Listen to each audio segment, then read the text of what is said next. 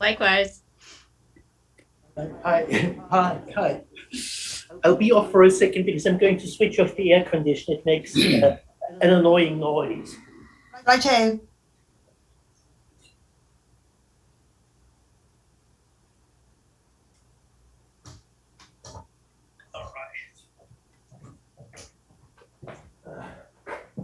All right.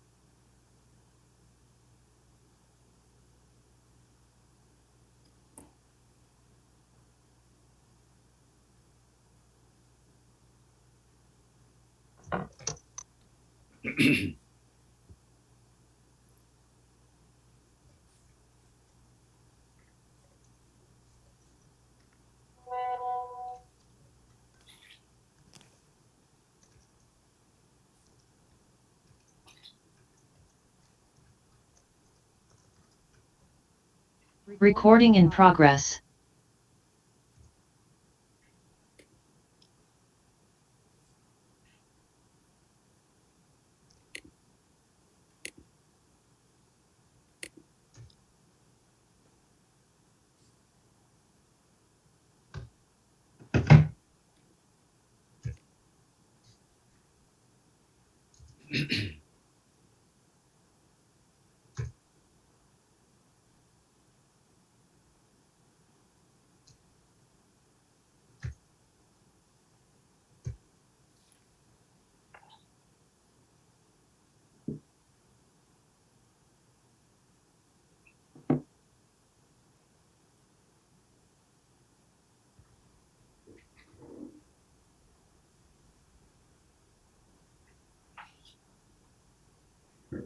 Hello.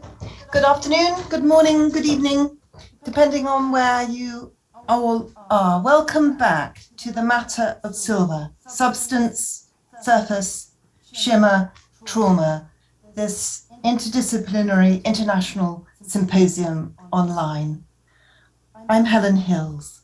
I don't plan to reiterate each day an introduction to the conference because most people are coming every day. But I'd like to acknowledge again the generous support of the British Academy and key staff there, and the invaluable technical and administrative support and assistance of Simon Malone and Marjorie Coughlin. But above all, I want to welcome all the speakers, chairs, and everyone in the audience to this second afternoon, morning or evening of thinking about the matter of silver together. And just to warmly invite you all to join in discussion, just please raise your hand in the responses button on Zoom, and please don't feel intimidated.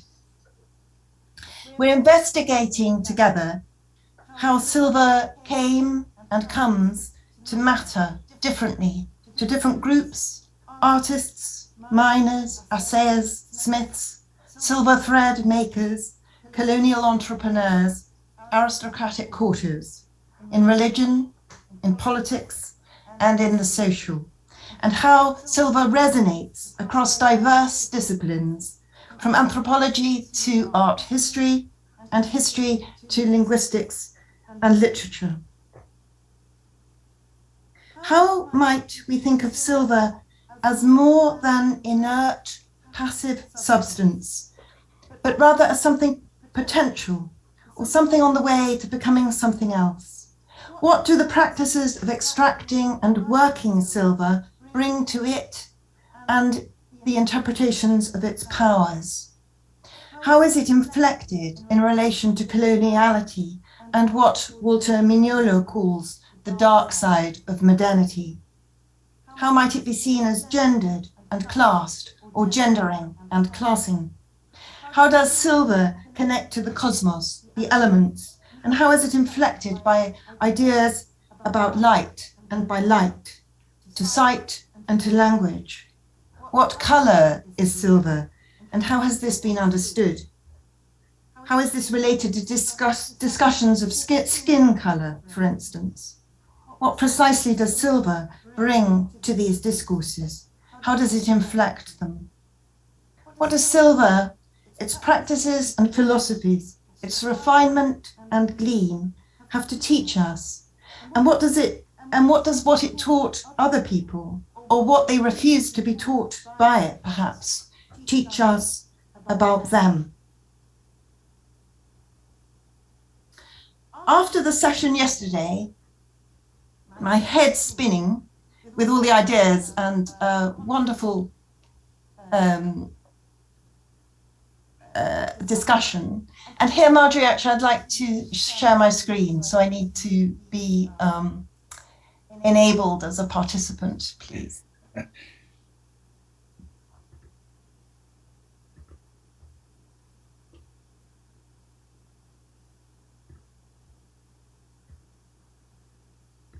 Is that possible? Yes, it is. I'm just looking for you on the list. Right.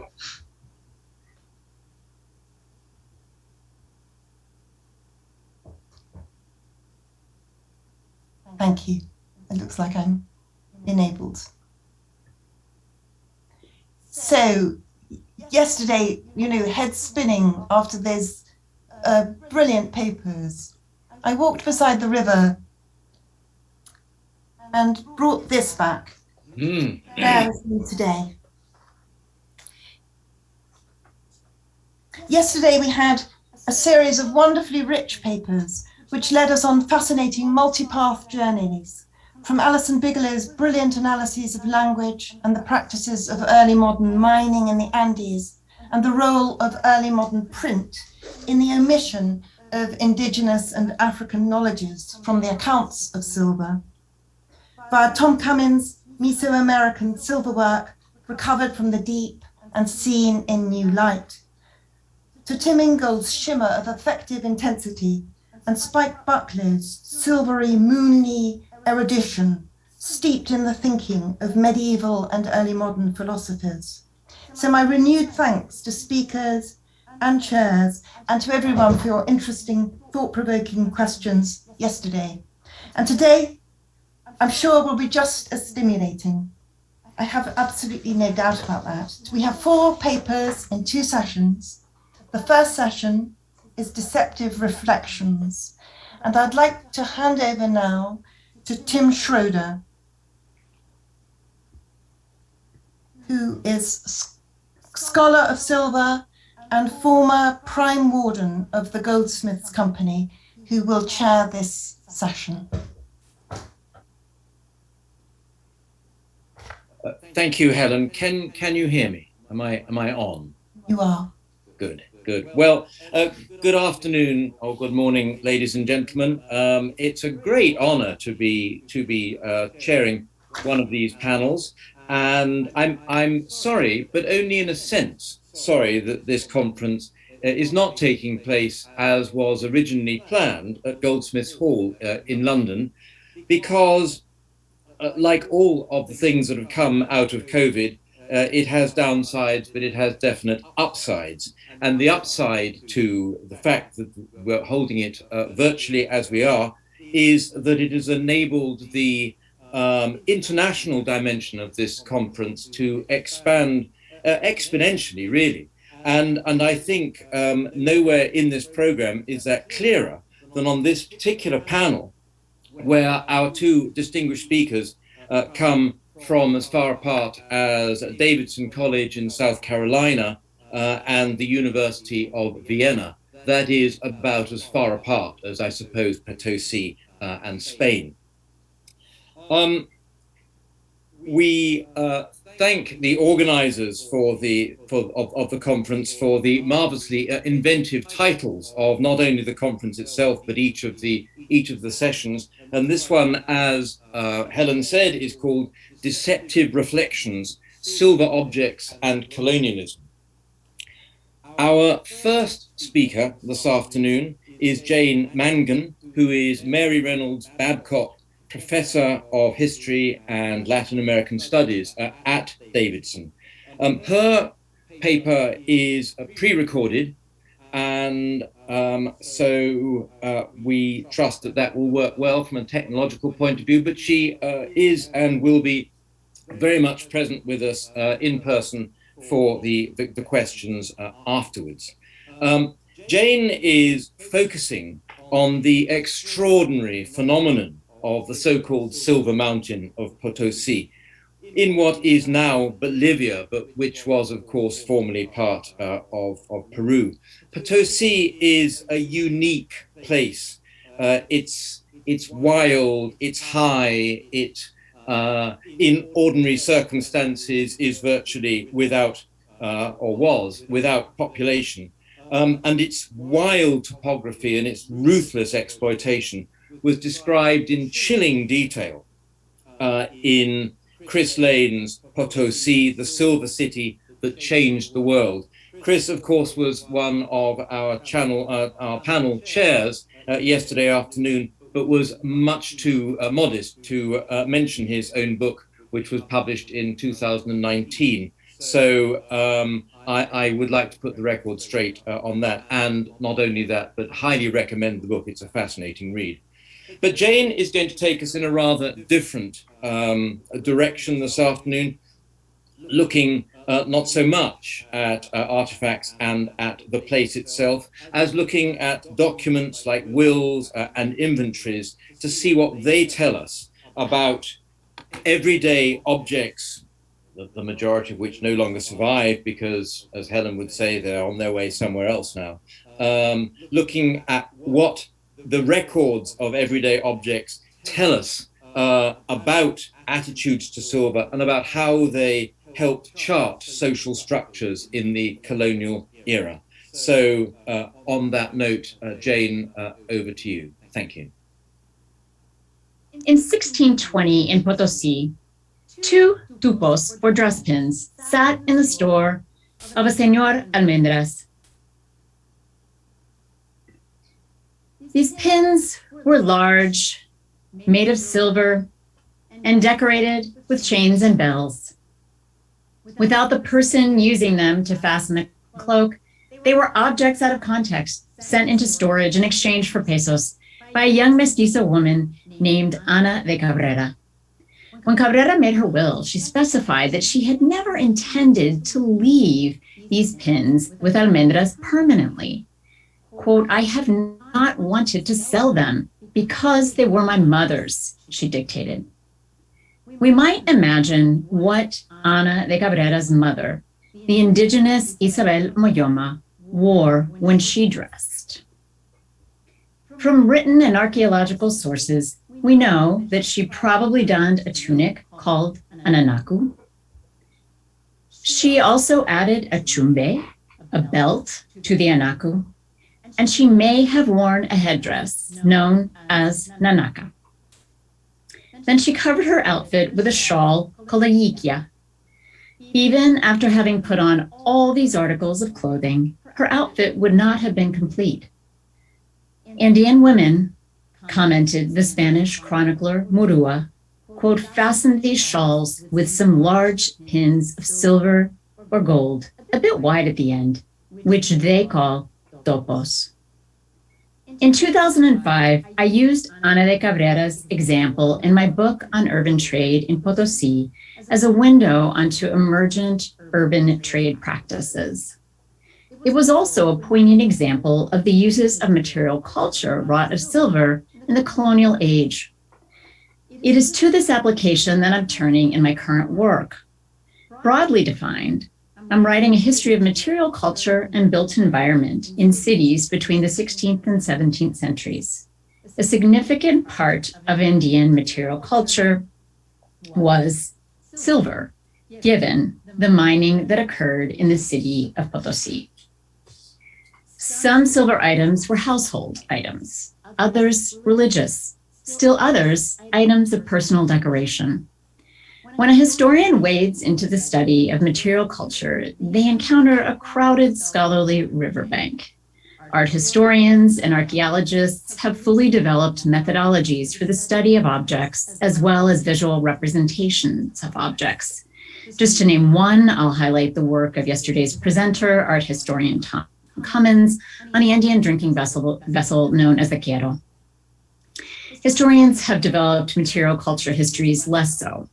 Arguably, the field of early British American history has produced a rich subfield, of which a recent stunning example is Zara Anderslenson's portrait of a lady in silk. So where do I hope to go with my analysis of material culture?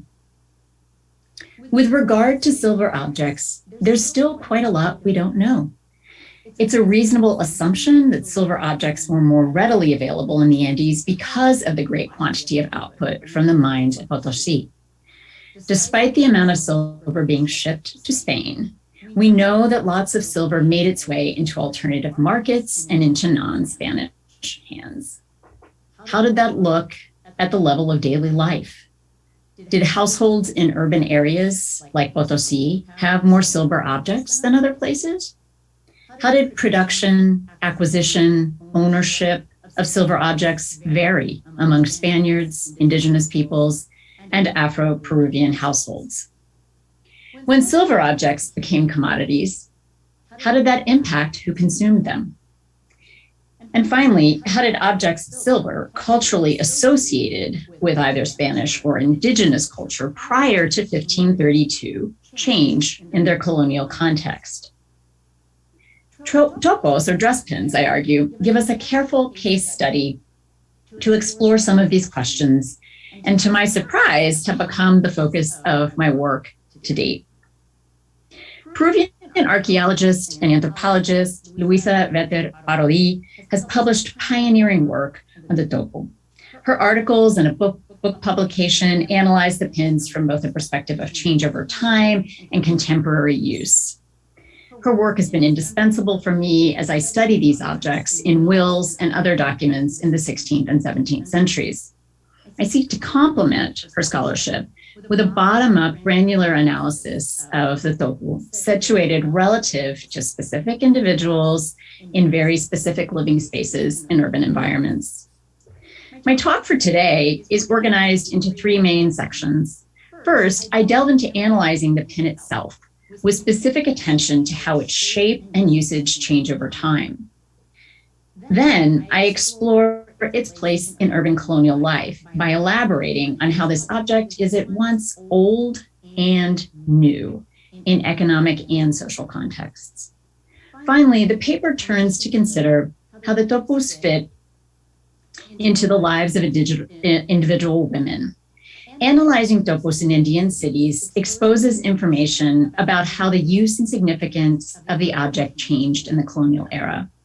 More importantly, I argue that silver objects are vehicles for understanding the ways in which the massive colonial silver mining complex connected not only to the production of silver coin and its subsequent economic impact, but these objects are beacons to research for understanding adjacent cultural and economic shifts. Jesuit priest Bernabé Cobo informed his readers that the dress pin is, quote, in size varied from 1 tercia, so that's about yay big, 11 inches or so, on down, and the smallest ones were 1/2 span, about the size, and as thick as spindles. At the end, the head is small, thin round plate of metal, about the size of a piece of 8. In ancient times, the pins were made of gold, silver, and copper, and at present, most of them are made of silver with some decorations and painting on the heads, which are wrought with excellent workmanship. Cobo's quote gives us detail on the dress pins, but it also raises some questions. How are these pins changing between the pre-colonial era and the early 1600s when Cobo was writing? How does he know what the ancient pins were made of? And what's happened to those ancient pins? And finally, who's carrying out the excellent workmanship that is detailing these designs in the topos being created in the colonial period? This dress pin is a singularly female object. No evidence exists that men ever used anything like these. So I'll be talking about women for the most part in this paper. The dress pin is also an object that is at once a thing of beauty as much as it is practical. The form of Andean dress is characterized by straight angles, with most of those items of clothing being formed from large rectangles. Obviously, the pins are necessary for this. And in fact, Mestizo author El Garcilaso de la Vega compared these straight angles and rectangles in the clothing to the curves in European styles of dress. And he connected the shape of these rectangular pieces of clothing to the limited availability of metal needles for sewing in the Andes. And it is absolutely true that bone was primarily used for needles in the pre-Columbian Andes. Despite metal needles, of course, all the shawls required a metal pin to hold them together. So there's a little bit of irony there. As I like to try to explain to my students when I talk about this, without buttons, zippers, or snaps, what is a woman going to use to fasten her shawl? Those of you in the audience who might be familiar with the toku are most likely familiar with something that looks a bit like this image. It's a concave, spoon-like, or indeed sometimes actual spoon pin that became common toward the end of the colonial era and continued to be produced well into the post-independent period in the Andes. My research focuses on what I like to think of as a bit of a messier era of cultural change in the 1500s and 1600s. In this era, many women would have used pre-Columbian tupos. The ornamental piece for the pairs tended to be in the form of a disc, so nothing as decorative or fancy as this spoon image. And one of the things that's quite curious about this is that there is a suggestion that these discs were sometimes used to cut things. So they had another practical usage. They tended to be very thin and they could be very sharp. And they could be used to, for instance, if you think about women needing to cut the wool that they were spinning or something of that sort, it could be used for that extent as well. So we know that this type of older dress pin is definitely being used and circulating in the 1500s. Other women, however, would have traded or used some type of currency for a new topo that's being produced in the 16th or 17th century. And that women might be seen wearing either of these shows up in documentary evidence, and it really helps to elaborate the ways in which change is occurring with these dress pins in the early colonial era. And here we have an image that really shows us one of the thinner pre-Columbian pins that would have had that disc head that was sharp enough to actually cut an object. So I want to move to talking a little bit about the different styles of topus that existed.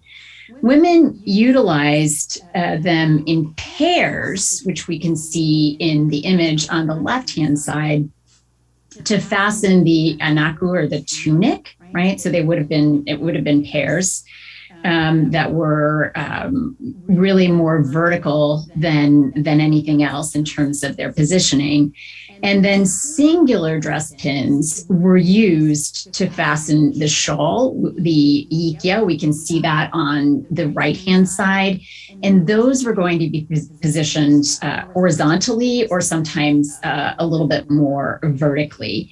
And these are both images that come from the 17th century Spanish traveler, chronicler, Fray Diego de Ocaña, a visit in which he wrote quite a lot about Potosi, but his illustrations of the dress pins come from the Collas and then the indigenous Palas in other regions of the Andes. To no one's surprise, I'm quite sure these different styles, right? A pair that is positioned this way and a single pin that is positioned this way had distinct names. In the pre-Columbian era and perhaps beyond, the dress pins in pairs seem to have been called tupus, while the singular pin was referred to as the dipki. And we find these definitions in the dictionary of González Holguín in the colonial era. In extant documents in archives in Potosi, as well as Arequipa, Sucre or La Plata, and Lima, dating from the mid-16th century forward, I haven't yet encountered a reference to the word dipki. So the word topo is used to describe all dress pins.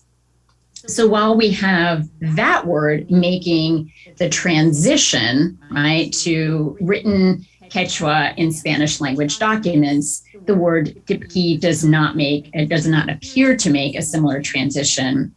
And documents, and perhaps eventually the women who wore the pins, differentiated between them in the 1500s by adding the word pair to the description. So, for instance, Madalena Carvallache, who I'll talk a little bit more about later in the paper, refers to, quote, a pair of silver topos with their chains and their bells, end quote. Just a couple of things to note here. The spelling is certainly varied in the documents. Sometimes it's TUPO, sometimes it's TUPU, sometimes it's TOPO. So there's extraordinary variation in the documents themselves. The other thing that I want to point out is that the consistent use of that word pair is what allows me, when I'm looking at these, to distinguish between whether or not someone just had a couple, right? I happen to have two topos versus that would be the singular, right? The dipki, in contrast to a pair that they actually owned. And so that's been really important for me in terms of trying to trace the difference in the documentary evidence. In the sample that I have thus far, there are pairs of topos as well as single ones in wills prior to 1604. After 1604, I'm finding exclusive reference to singular dress pins. And so that's a little bit of a mystery that I still need to tease apart. Another thing that I want to mention is in terms of kind of dating these pins by their style, excuse me, is knowing which material that they are made from. In 1572, Juana Kushirimai noted that she owned, quote, one gold topu. It's highly likely that's a dress pin she inherited from a family member and one that dates to the pre-1532 era. The work of Luisa Vetter Parodi, who I cited earlier, and other scholars confirm, and many other scholars and archaeologists confirm that in the pre-Columbian era, Inca as well as pre-Inca, you could find topus made of silver, gold, copper, bronze, different alloys depending on the region that they were coming from. After the discovery of silver at Potosi, silver became absolutely the predominant metal for creating these dress pins. In my sample, only 4 of 98 topus mentioned were described as gold. And there are 2 additional ones from the 1600s described as gilded. And I want to think a little bit more on that, but my suspicion is that perhaps they are in fact covered or sort of bathed in gold as opposed to actually being made of pure gold. So you have, for instance, Leonor Sasitoma in the 1570s claiming 2 golden topus, which she said were small in size. Another, Leonor, who lived around the same time, owned a single gold topu with a chaquira de oro, from Bernabé Cobo, we know that the chaquira was a chain that was attached to the topu, and this would be worn across the chest. And it just quickly wanted to insert this extremely famous image of the Coya Beatriz at her wedding in Cusco. And obviously here she is depicted wearing, she has a gold dress pin on, the singular that's connecting her yiquia, and we can see that there is gold chain attached to it as well. And my sample didn't yield any of these, as I said, golden topus in, I'm thinking after the 1570s. But I want to note that I did not carry out research in the city of Cusco archives. And because Cusco was the center of the Inca Empire and home to many indigenous elites, it's certainly possible that records there would show a higher number of these made of gold continuing into the 17th century or even beyond. So in Potosi, it makes sense that silver is going to dominate, and it's relevant to ask, well, how are these new silver dress pins being made? Who's making them? Who's using them? One woman, Elvira Chapka, referred to her dress pins as, quote, medianos traídos, or a little bit worn, suggesting that, there is indeed circulation between old and new, and people were distinguishing between old and new dress pins. Work on indigenous silversmiths in Peru exists. There's been work by a number of scholars, very recent work by Jose Carlos de la Puente, and also some earlier work from the early 2000s by Luisa Vetter Parodi. And what we see there is that silversmiths before the colonial era had an extremely high standing in terms of being artisans who were very important to the empire. That status falls somewhat in the colonial era, especially in places where they may have trouble getting access to silver, or their main job becomes trying to help elite Spaniards and clergy sort of avoid the paying the quinto or the tax on silver. And obviously that's a different job than creating beautiful objects of art. My thought, however, is that certainly for a place like Potosi, we know that there's enough silver and also refining capacity outside of official channels that indigenous silversmiths would find a way to have the amount of silver that they needed for creating dress pins. I should note that proximity to a silversmith might not necessarily allow a woman to acquire lots of silver dress pins. One woman in my sample was married to a silversmith, but only had 2 pairs of topos. So how might her platero husband, silversmith husband, have been designing topos in the colonial era? As with the types of changes that we see in clothing, where you would have a traditional shape, but the use of European fabric to elaborate that shape, for example, we know that topos were changing in terms of their style. An early 17th century example is dramatic in its description from the kinds of topos produced in the pre-Columbian era. Juana Paico owned topos that were decorated by a chain. One of her chains was attached to an emerald, and the other was attached to an unidentified bluestone. The incorporation of colored stones into the design is something that's widely noted by the time we get to the 18th and the 19th centuries. But the description of Paico's dress pins is showing us that even in the early half of the 17th century, stones could be incorporated into these. And of course, the emerald had likely traveled from the Ecuador Colombia region. I want to give a nod here to another of yesterday's presenters, Chris Lane. His work on emeralds, The Color of Paradise, details the networks that trade emeralds in that era. And we're going to move from this to talk about what I am thinking of at this point as at once old and new. So as design changes suggest, colonial topus are at once old and new in ways that merged cultural tradition, family and kin obligations, and economic value. So what does it mean to be old and new?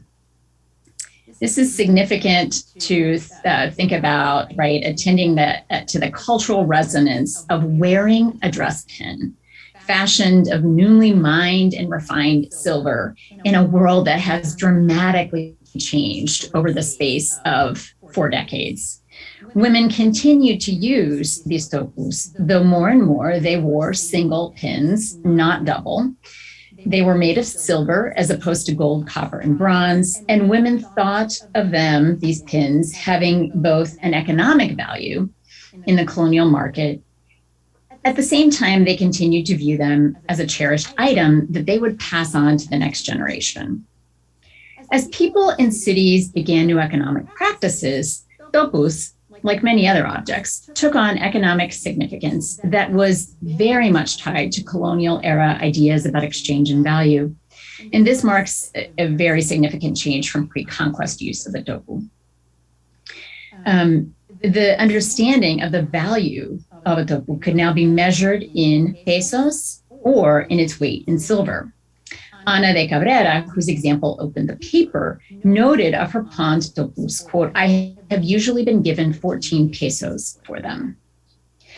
The dress pins, likely more for their value in silver than as an object, were also used as surety in business transactions. When buying 26 baskets of coca leaves, Isabel Kotaki presented 2 pairs of large silver tupus, along with several items of women's clothing that she used as collateral. In sum, then, tupus were described in terms of a value that was legible in a colonial context, in marcos for their weight or in pesos. They were pawned for pesos, and they could be used as a currency to acquire merchandise. Yet the networks in which these dress pins moved were categorically Andean. Isabel Kotaki used the topus as deposit for coca leaves, an important indigenous commodity in the high altitude city where so many indigenous mine workers labored. Leonor Sasitoma specifically noted that one of her topus, quote, weighed 2 silver marcos. And just to note, a marco is equivalent to about a half pound or 230 grams weight. I'm still working on fully trying to understand the weight of those larger ones, because those would be quite substantial in terms of what she's talking about there. But Sasitoma, I believe, noted the weight of these not because she was selling them. This was in her will, and she really wanted to emphasize the peso value of something that weighed that much. While peso values and new forms of exchange proliferated, the people, the objects, and the spaces they inhabited bespoke indigenous identity. And so too did the intention of passing these items on through wills. The act of passing on a cherished item from one generation to another is universally understood to highlight the value of an object. Tupus constitute the single most common silver item that indigenous women gave to female relatives and kin in my sample. Women occasionally gave the topus to sons, probably when they had no living daughters or sisters. And the passage of these from one to another is really, it raises a number of questions to think about how a daughter might have considered receiving a pair of these from her mother in time. What did it mean to use those to fasten her own tunic or shawl? And as the colonial period progressed, did the younger generations find less use for the dress pin? Would it be used for special occasion only? And these kinds of questions are very challenging to answer from a historical vantage point. I don't necessarily hope to answer all of those, or certainly to approximate how a person felt about receiving them. But I do think it's useful for us to entertain the kinds of questions that surround material culture objects, at least in a hypothetical vein. What I try to do in my study is to get a little bit closer to understanding how objects worked in people's daily lives and think about them as part of the bigger picture of an individual's life.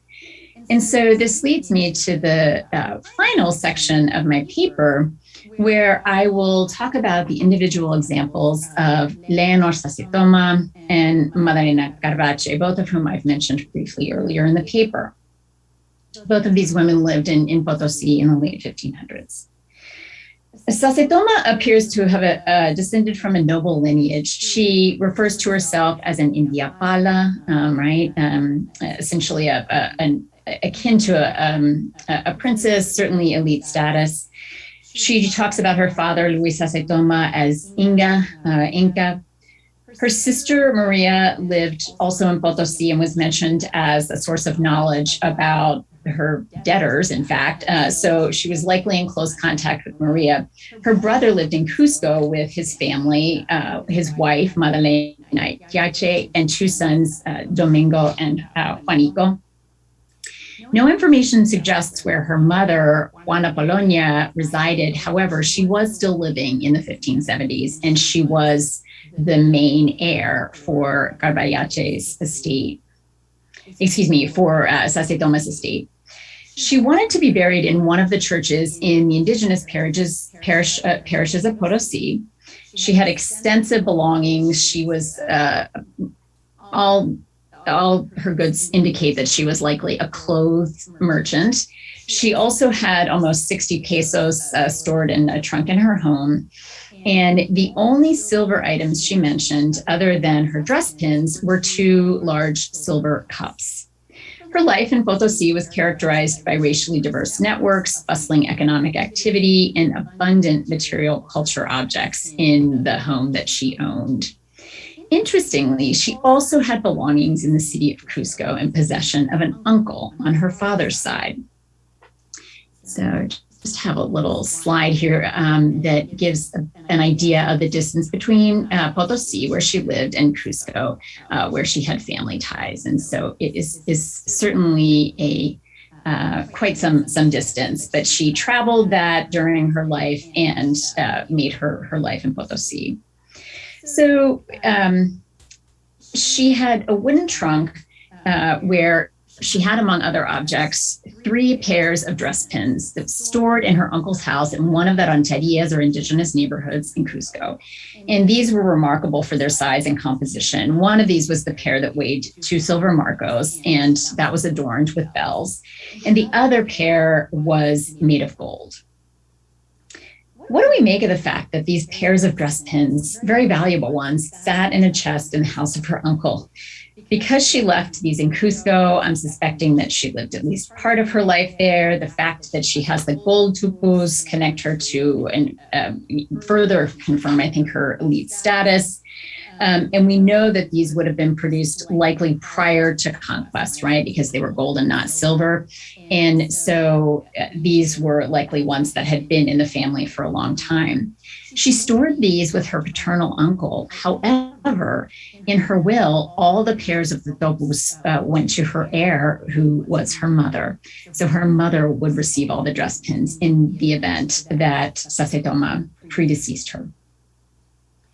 And then the indigenous Madalena Carvallache, my other example here, lived at the same era as Sasitoma in Potosi.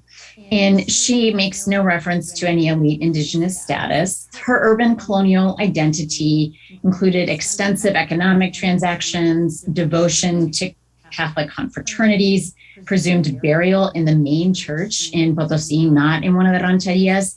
She wore primarily indigenous clothing. She owned a lot of objects to produce corn beer, chicha, and she lived in an indigenous style home in the city of Potosi.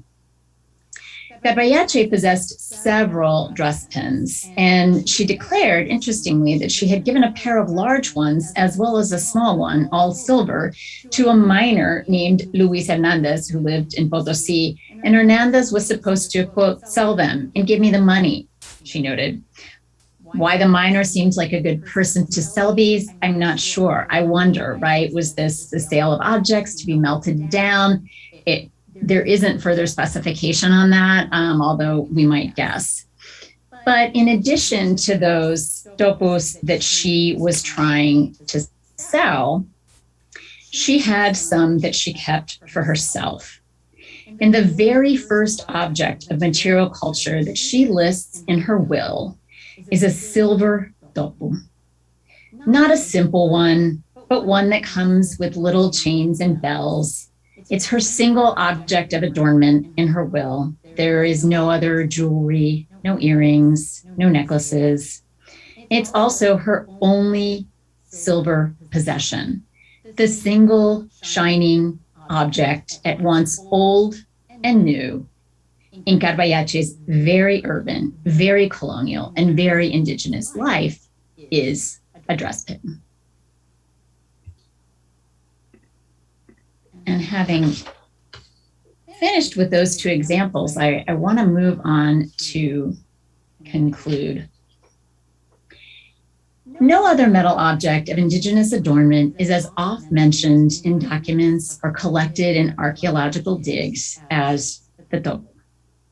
It's an object with both public and private meaning, worn in public by indigenous women. This would have been something familiar to all indigenous, Spanish, Afro-descended people as part of indigenous women's dress.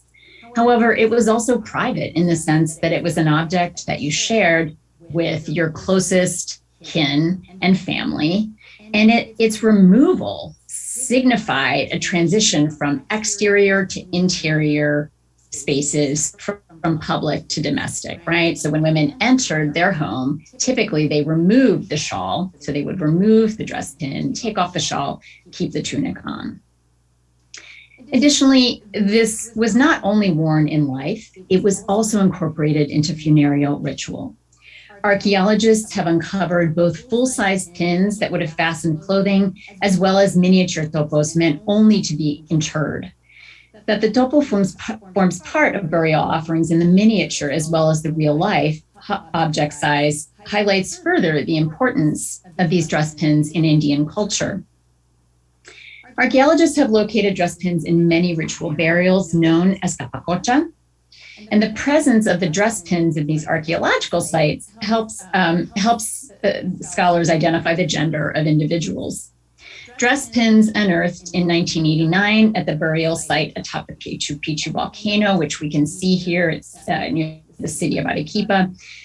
There came in two types, full size, worn by the individual at the time of interment, and miniature included as offerings. This image on the screen also highlights the Nevado Ampato, where the Momia Juanita was found, and that's another place where we see the topos as part of the burial. Because the dress pins were one of the everyday items that the Inca included in burials, again, we see this highlighting of the cultural value of the object in the pre-Columbian era. While the wool fibers that made up the yiquia worn by these women at their burial would begin to deteriorate over time, the topo made of gold or copper or silver might lose its shine, but it would not lose its shape. The pin stood then as a symbol of cultural permanence, binding the human offering between life and death, and between the world of the Andes and the world of the Inca deities to which they had been offered.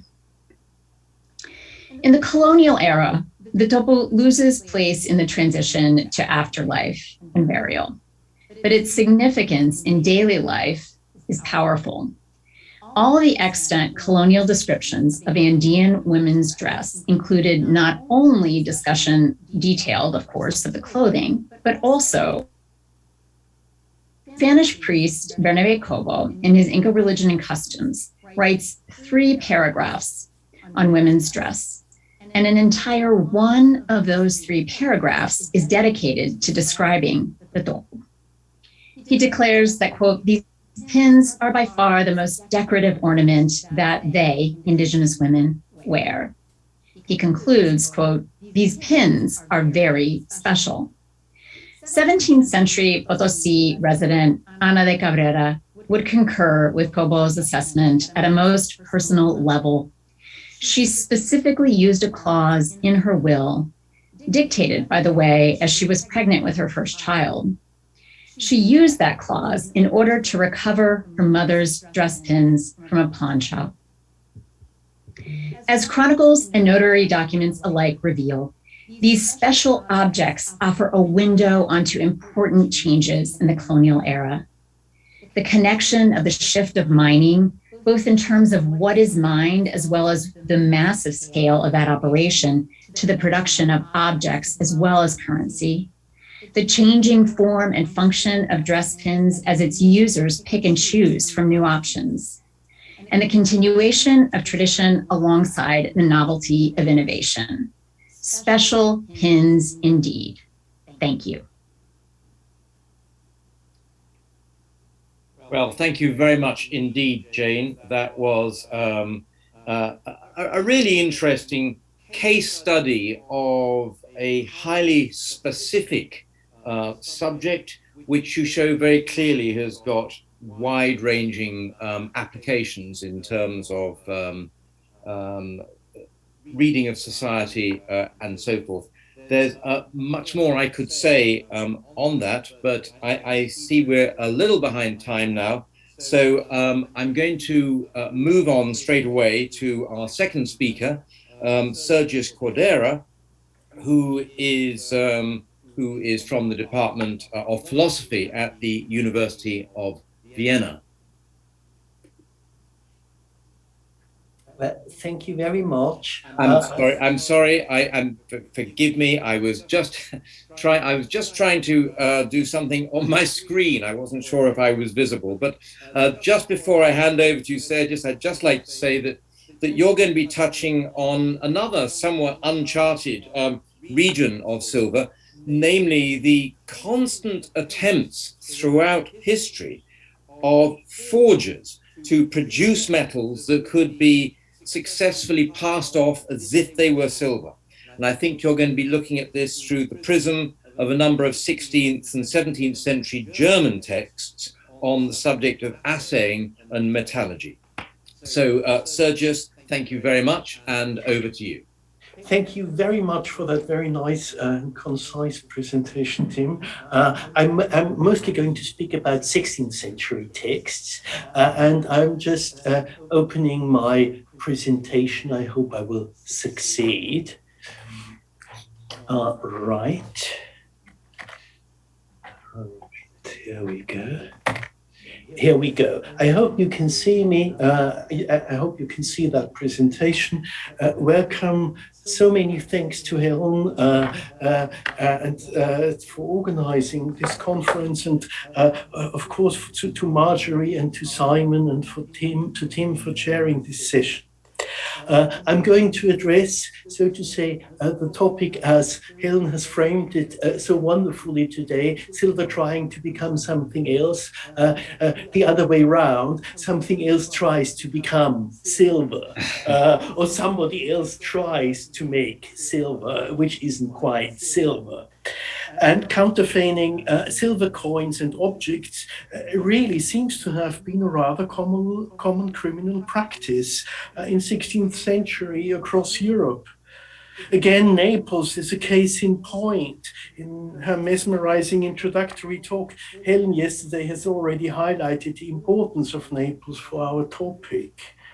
In Naples, it was, so I recall, that the arms of amputated money counterfeiters were displaced in a cage outside the Zecca, the Royal Mint in the center of town, opposite the Church of San Agostino during the 16th century.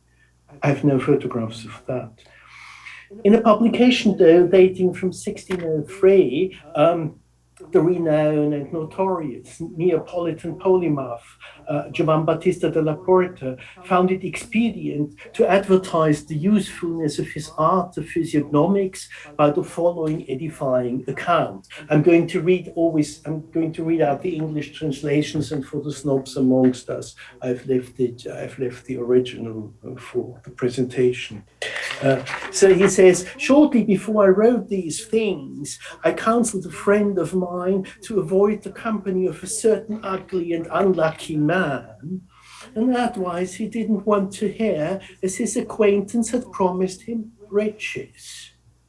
At the end of the day, they were both caught by the governor producing counterfeit money in a hideout, and shortly afterwards, both ended on the gallows. Undoubtedly, there must have been a lot of unsavory company around in Spanish Naples, but the trouble with fake silver seems to have been a general European problem. I started out my research with Italian books of secrets written by authors like Giovan Battista della Porta, but my memory had failed me. Della Porta and also people like Livinio Lemnio, one of his predecessors, published only a few recipes on forged gemstones made from colored glass. And it is merely in the first edition of Della Porta's youthful Magia Naturalis, it was published in 1558, that we find an enigmatic chemical recipe which apparently describes a mysterious alchemical procedure apparently to fix mercury and hence to produce by alchemical ways real silver or gold. It is only in his last unpublished work, the Cryptologia, in which Della Porta gives us some chapter headings of a text he never wrote, where again he speaks of fixation of mercury and various other alchemical ways to make silver and gold. But apart from the fact that such instructions are and remain inextricably obscure and only promises, a fact often bemoaned by alchemists themselves, I was also under the impression that this was not what I had been looking for I was after counterfeit silver and not the argentum philosophorum, the silver of the philosophers. Yes, yet, as we shall see in the following presentation, the boundaries between genuine silver and counterfeit silver become somehow blurred. Perhaps authors like Della Porta had qualms about publishing recipes for counterfeiting silver, perhaps because they were afraid of persecution in Della Porta's case for once not by the ecclesiastical authorities, but by the no less dreadful worldly arm of Neapolitan justice. So I decided to turn to a different but related kind of 16th century literature, namely to books for assayers, which, as we shall see, too, were disclosing secrets, but this time not about fake silver, but this time really about fake silver. Now, it is a commonplace that the literature written by Germans during the 16th century provided the most advanced knowledge in the field. So today I'm going to present to you what is a premiere in my own academic life, a text written in early modern High German by the author Samuel Zimmermann. Zimmermann, whom you see here in a portrait from 1578, had published a book which is called Probierbuch, or an essayer's manual. Zimmermann is an interesting figure. He was a master gunner, a Büchsenmeister to the city of Augsburg, an important job in a heavily fortified imperial city, which was a bustling economic center and the seat of two powerful merchant families, the Fugger and the Welser. And of course, it was also a stronghold of Lutheran Reformation. For a practitioner, Zimmermann was also a comparatively prolific author. His Dialogus, for instance, is a highly erudite conversation between a gunsmith and a pyrotechnic specialist on the art and proper use of firearms and fireworks. But the text remained in manuscript. Yet Zimmermann also authored a book on writing letters and on cryptography, And in 1569, he edited and published under a pseudonym the Paracelsian Treatise von der Bergsucht oder den Bergkrankheiten, a medical book that discusses the malignant effects of mercury and arsenic on the health of miners. And here we are already in the middle of our topic: mercury, silver, and as we shall see, copper, tin, lead, and arsenic. To the best of my knowledge, this Probierbuch, Zimmermann's Probierbuch, this handbook for essayists, has not been studied much by modern scholars. As I already mentioned, a lot of counterfeit money must have been around. Very often, it seems, alloys of silver and copper in various ratios and quantities. Zimmermann accordingly describes several ways to test such objects. One of his recipes is to make special test needles, Probiernadeln, as they are called in German, in order to find out how much copper a silver coin or a fake silver coin contains. The recipe requires 16 needles made of copper. At their tips, you melt copper-silver alloys in 16 different degrees, starting with needle 1, which has a tip of pure silver. Then you proceed to needle 2, which contains an alloy of 15 parts of silver and 1 part of copper, and needle 3, 14 parts of silver and 2 parts of copper, and so forth, until you end with an alloy of merely 1 part of silver and 15 parts of copper. In order to try a suspect coin or object, this is the text you see on the screen now, you rub it onto a touchstone where it will leave a mark. Next to it, you rub the test needle, which most closely resembles the color of the mark left by the tested object. Matching colors will indicate the quantity of copper in the tested object. To be sure, one finds very similar instructions in Lazarus Erker, Beschreibung aller vornehmsten mineralischen Erz, which appeared just 1 year later, description of all the most noble ore and ways of mining. Erker says again that this method is widely used by experts, by those who buy silver, that is, he explains, the heads of mints, and by officials who are sworn experts, Münzmeister und Gwardeine. Erker's instructions are accompanied by a lavish illustration of the test kit, which you can see here. You can see here the touchstone. Obviously, you can do that also with gold, or 2 different kinds of touchstones, and you can see here these sets of test needles. Another common way to establish the quantity of silver in a coin was, as Zimmermann, to return to Zimmermann, to test by means of geometry, taking aim and weight. Probierung durch die Geometria, Visierung und Gewicht. Or as we nowadays would say, by the specific weight of metals. And Zimmermann's recipe is quite ingenious and highly practical. For establishing the specific weight, he uses 1 single mold and a mold used for casting bullets, gun bullets. In this mold, he casts bullets made of the best gold, the best silver, and the best copper, and then he casts into this same mold a bullet of the metal he wants to try. By comparing the weight of his bullets on a gold or bullion balance, he finds out if it's genuine silver or mixed with lighter substances such as copper, because, quote, gold is heavier than silver and silver is heavier than copper. It's perhaps no surprise that Zimmermann describes this highly practical, but slightly coarse technique, slightly average technique, because it's not very precise, obviously. But he probably uses it as a master gardener. And as a master gardener, he must have had ample access and practice with such molds for bullets. And these objects must have been widely available anyway.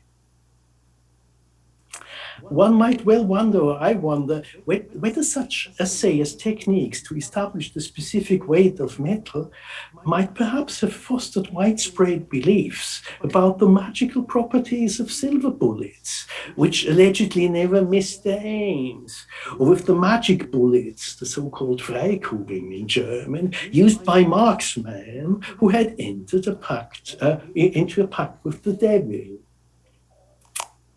But leaving that aside, another serious problem seems to have been bleached copper.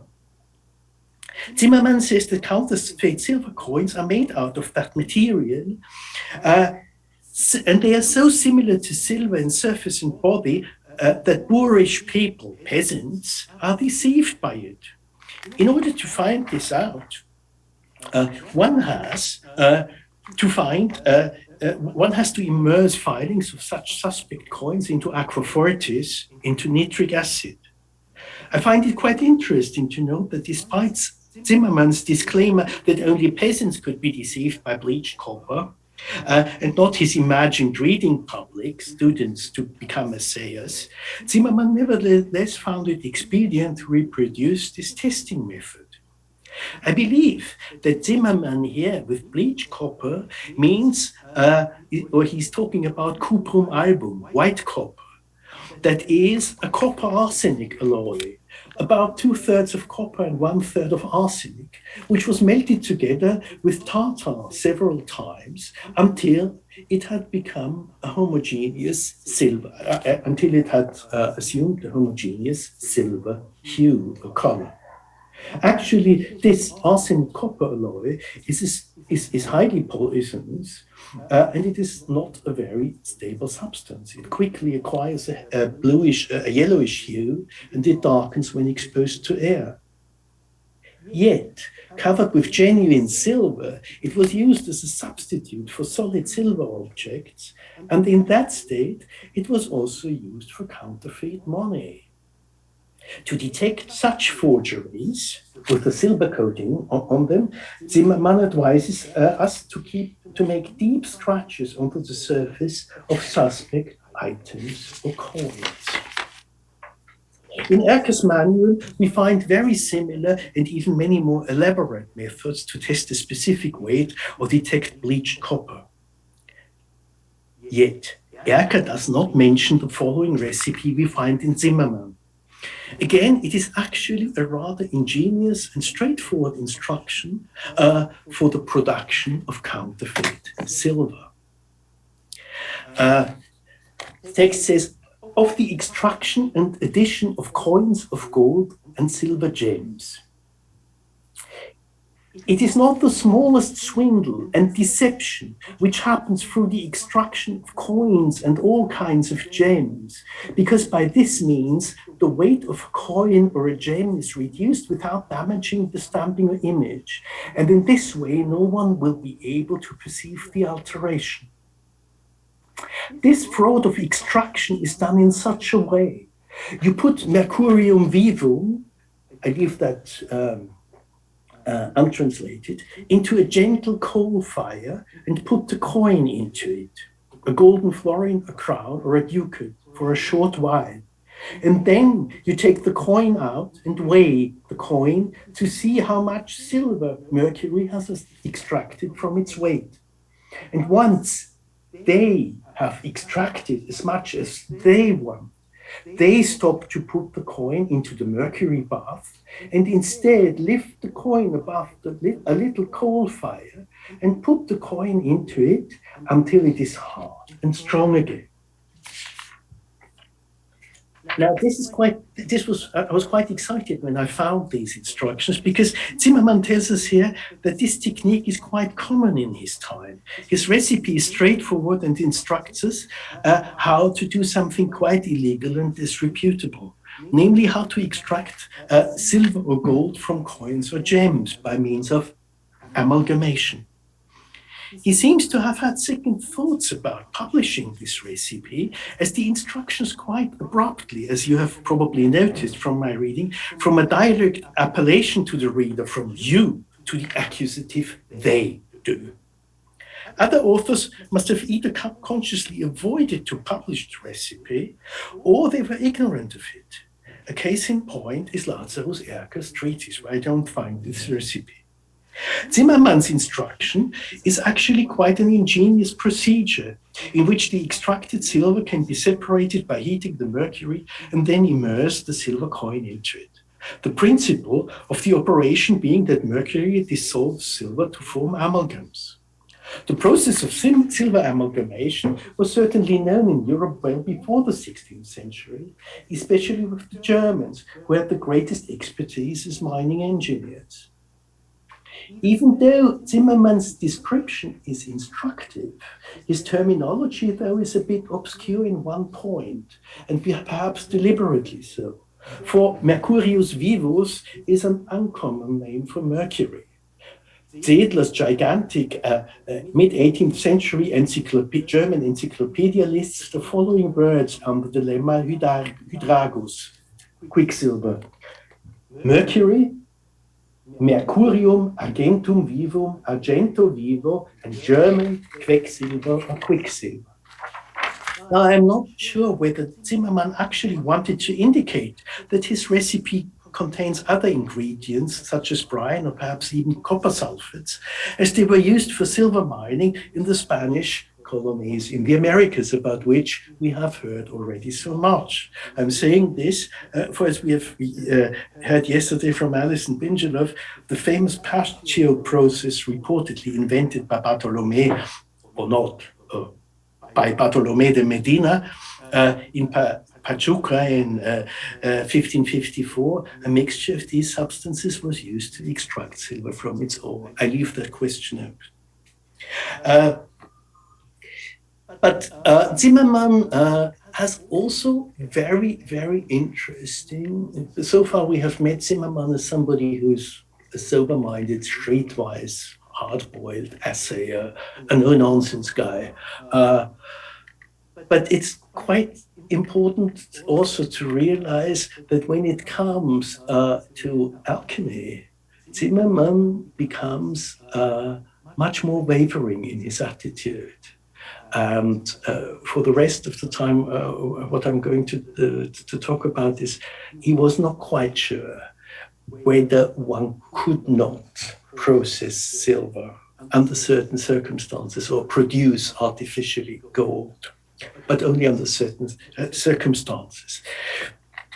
There's a very dense passage from his Probierbuch where he says,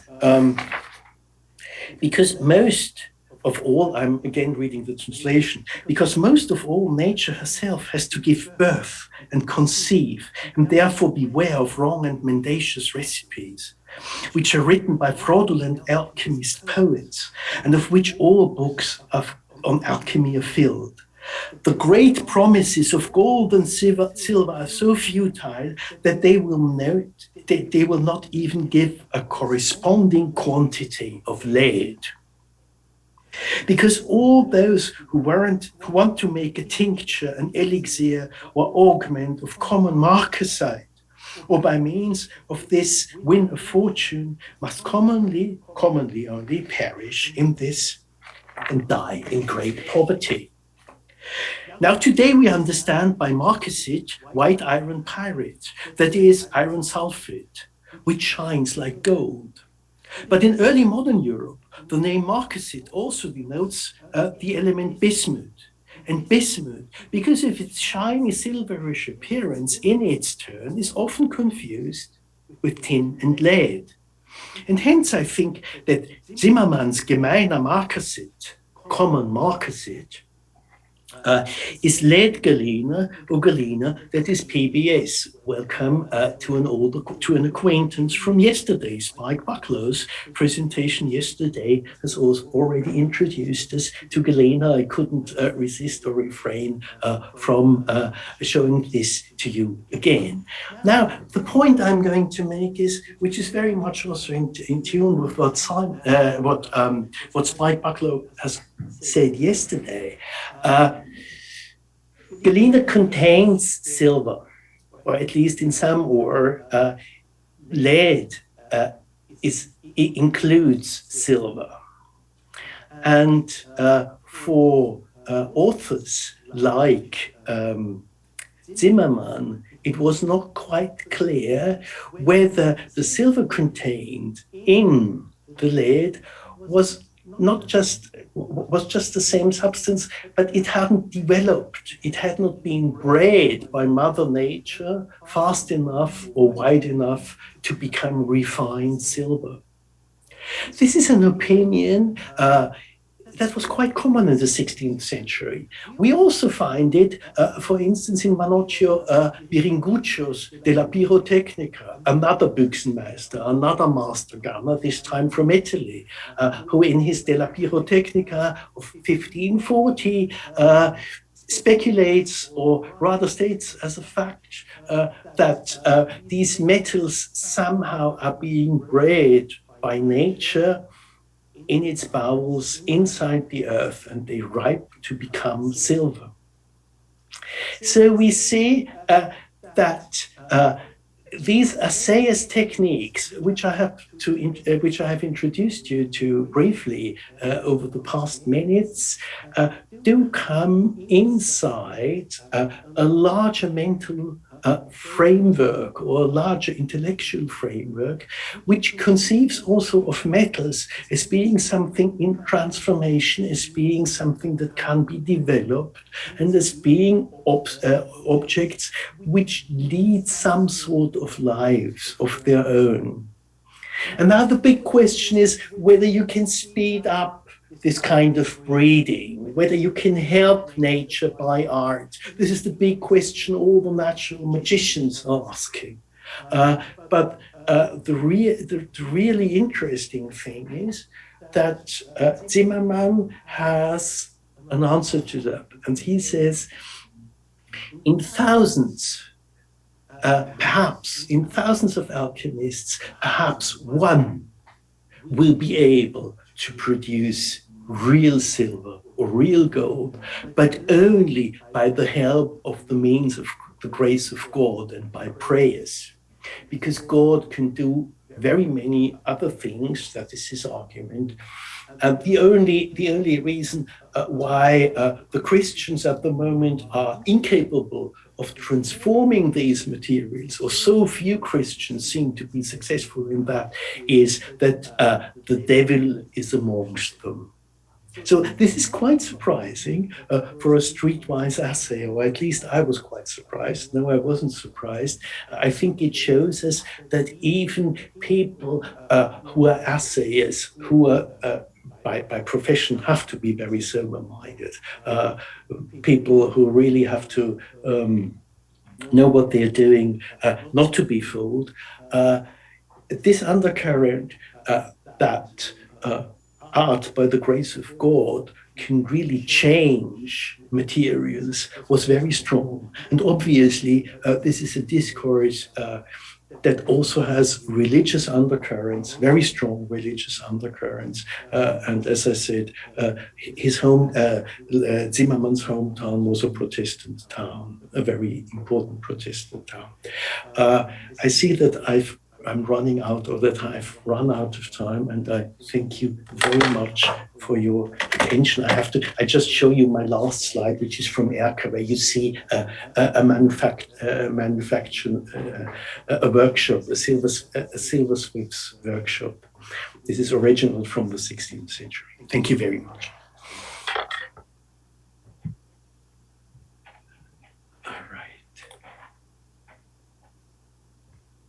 Sergius, thank you very, very much. I just missed your last slide because as you were about to finish, my dogs came in and started making noise. But, well, two fascinating papers there.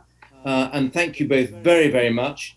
I was very struck by so many aspects of Jane's talk, and I kept on thinking how fascinating it is that one has two such disparate cultures as the Vikings in Europe and the South American indigenous peoples, and they both come up with two such similar forms of personal adornment in the form of the tupu or cloak pin.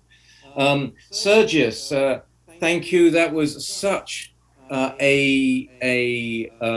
revealing insight into somebody I confess I'd never heard of, Sergius Zimmermann, the streetwise assayer, as you so brilliantly put it, who was also clearly something of a polymath, and his recipes. I mean, it's an interesting question why it was that one would be publishing information that either you might wish to take advantage of, or otherwise that you might find other people criminally taking advantage of. And then the voyage into the realms of alchemy, which was a different look at alchemy from what we had yesterday. All of this is very, very thought-provoking. Now, we have, I think, about 20 minutes at our disposal for questions, and I am now going to click on the chat function and see if I can make that work correctly. Now, I am looking for signs of questions that people want to ask. Now, I think there may be some questions coming in live, and I think I need for that to go into the participant box and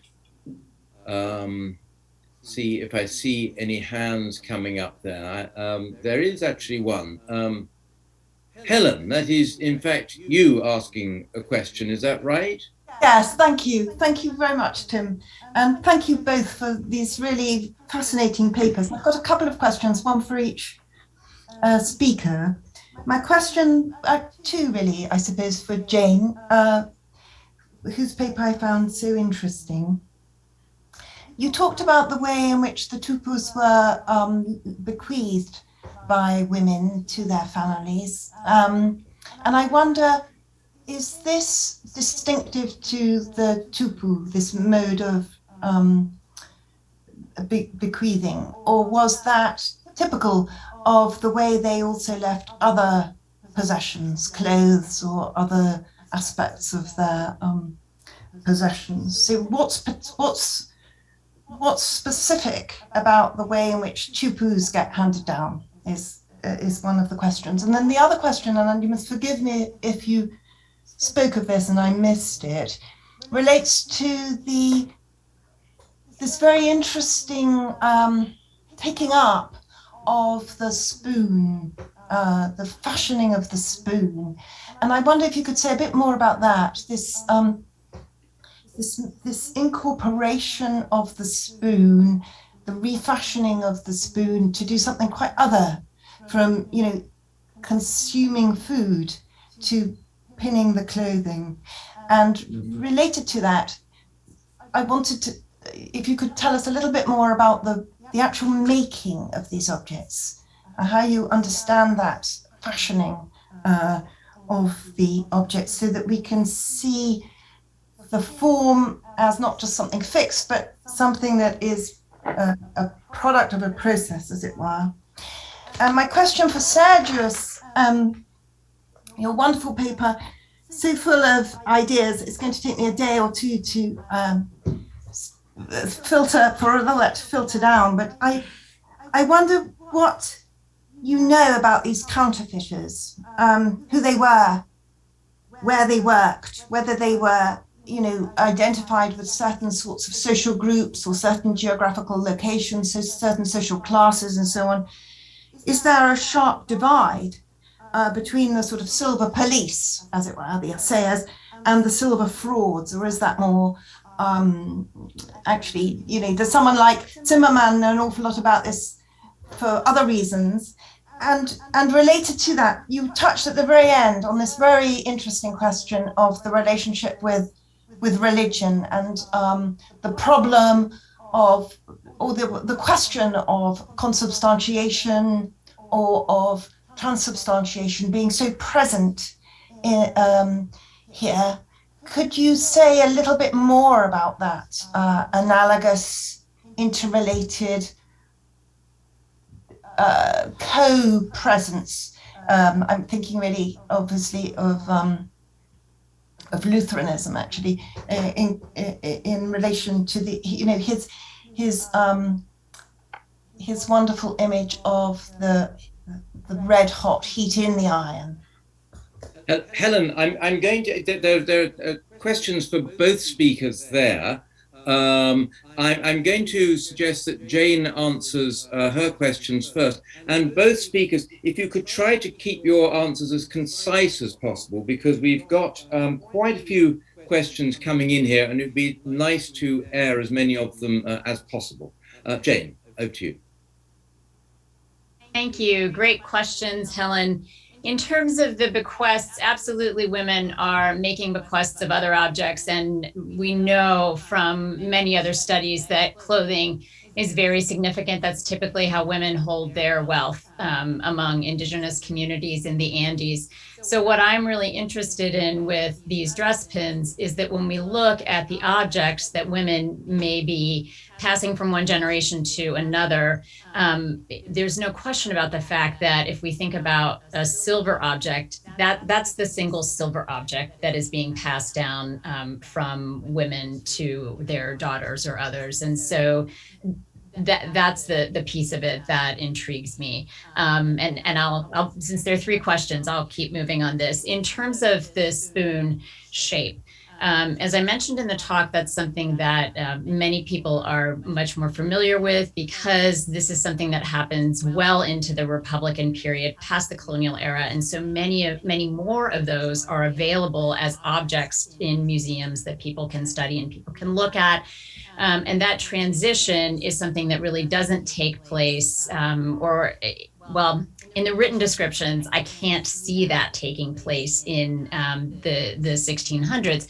But I think you have a couple things going on there. One, in terms of a practicality and sort of thinking about availability of silver, if someone doesn't have access to silver that can be shaped in a dress pin, right, but they know a silversmith and they have access to a spoon that they think can be refashioned, this is a practical thing that happens, and then it becomes stylized. So there's something going on there about availability of silver and the unique remaking of it.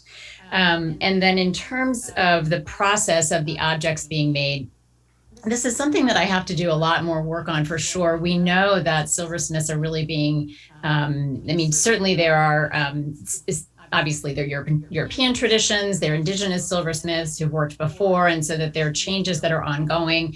A lot of what we know about has more to do with, as I suggested in the paper, their attempt to help those who are trying to get out of paying their full taxes to the crown in terms of silver. And so there's definitely more to be investigated. And I've started trying to track where silversmiths are in the documents that I have to see if I can get a little bit more detail. But I wish I could say more about it. And I certainly appreciate the question. So I'll close there. Thank you very much. Jane, that was concise indeed. Sergius, wide-ranging and theological question for you. Can you have a stab at that? Yeah, thank you very much, Helen. I was working on books of secrets. I'm not a legal historian, and I haven't looked into the real criminal background. I was always fascinated by novels or novelistics, novellas, and stuff like that. But I can't reproduce anything from that. I really, to be quite honest, I don't know. But it must have been the threat must have been considerable. So I don't know whether they were reading a Sayers handbook to get creative ideas how to forge silver. They probably did. For the second question, I think this is absolutely fascinating because you really see the consubstantiation and the religious discourse is also deeply embedded with a master gunner. And my talk, I had to cut my talk a bit short. I wanted to go into this a bit more deeply because he gets very explicit about that, how difficult it is to really see what people are doing and if they succeed and what they do. But in the end of the day, there's a quite preposterous page where he says he had he has managed to produce silver and gold, but he wouldn't disclose the recipe, which again makes him one of these master alchemists, which is quite strange. But so many people were claiming that. So it remained a conundrum also for the people who were in the business, and they were constantly on the alert of being deceived. And yeah, I can't say very much about that any further, but I was amazed to see how far that perpetrated or penetrated into layers where you wouldn't expect that, really, because I mean, a master gunner really has other occupations to worry about. One should think. Jane, there is a question in the chat box from Michel Feder Nadov about the tutus. There was a question from somebody else, I think, about the nature of the gilding, which I think you've already addressed yourself in the chat box. So multitasking you are. But the question that remains about the tutu is that this was polished and flat, and could it have been used also, you mentioned multi-purposing, could it also have been used as a mirror? Yes, thanks for that question. It was, in fact, and it's much easier to imagine the use of this as the mirror in with the pre-Columbian shape and size, because the round discs were so large. And so when we start to see this transformation and things are becoming more detailed with design, I think over the colonial period, the usage as mirror, as well as a device that could cut something, is really changing. So we're seeing this usage change over time, but they were certainly used as mirror-like objects. Thanks, great question. I noticed also in the photograph of that object that there appeared to be, well, if it wasn't a black spot, then it was a hole in the disc. And I wondered if that had a function, or if that was a sort of minimalist decorative motif, or do you have any comments on that?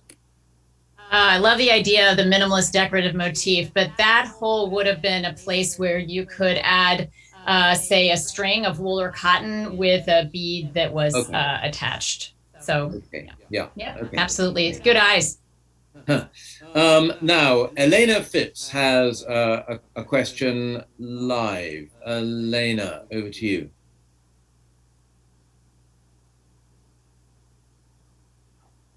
Do I need to unmute you? Let me try that. No, that doesn't happen. Oh. There. Thank you. So Jane, a very interesting talk, and very nice to see the tupus in the context of this archival documents, which is always really interesting for those of us who look at the physical objects.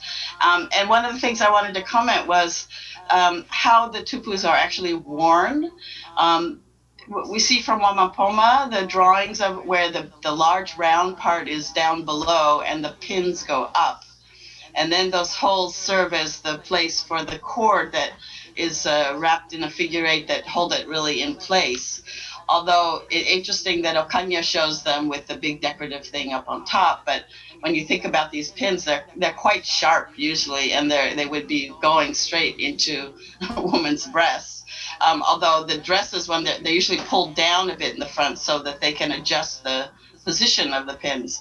And also ethnographically now we see there is this tradition. I don't know if there are any archival or colonial documents that talk about it, but during marriage ceremonies often the pins are separated and the man will wear one, and then this cord again symbolically connects the male and female. So it's a kind of interesting component to its use and function. And you mentioned it being held, the pair in a man's will or one of the documents, and it could be that it's the remnant of a marriage. Thanks, Elena. That's fabulous. And I didn't talk about it here, but I do also have a couple of wills that talk about that actually talk about, in addition to the pins, right, the Chakira attachment between, which was sort of exciting because there are very few references to that in the documents. And in terms of the question of the marriages, it's really fascinating because the other thing I've been finding is references to broken ones. And I'm also wondering, right, because there are a couple colonial sources that talk about them being bent and the significance of what's happening when they're bent, right, in terms of being open to removing that or relationship or not being open to, right, when it's bent is like I'm not opening this. So there's really more I think to dive into there. And I'm also talking to some archaeologists who have found broken ones. Just are these broken and then also bent ones? So that I think is related. So thanks so much for the comment about the ethnographic element there with marriage. I will look for more for that. I appreciate it. Damon, going to keep you on the hook for a moment longer. Patrick Storm observes that, in his opinion, these pins might also be forged from silver coins. And is there any significance for this idea or metal analysis to support the idea? I wish I could answer Patrick's question, but I don't know. I honestly don't know. I am madly copying all these questions in the chat and putting them into a Word document. So I will add that to my inquiries. Thank you so much, Patrick. I think obtaining the appropriate analysis of these objects is very often quite difficult to do, isn't it? Because of marrying the object and the equipment up. Right. And also remember that of the, hundreds of examples that I'm talking about in this paper, they all come from documents. I am not, I don't have an object for these examples in the paper. So trying to figure out how to marry that into my work is a bit of a challenge as well. Thank you. Right. Now, thank you. Now, Tom Cummings says he has two questions. Come in, Tom. Yes. Can you hear me? Yes, indeed. Thank you.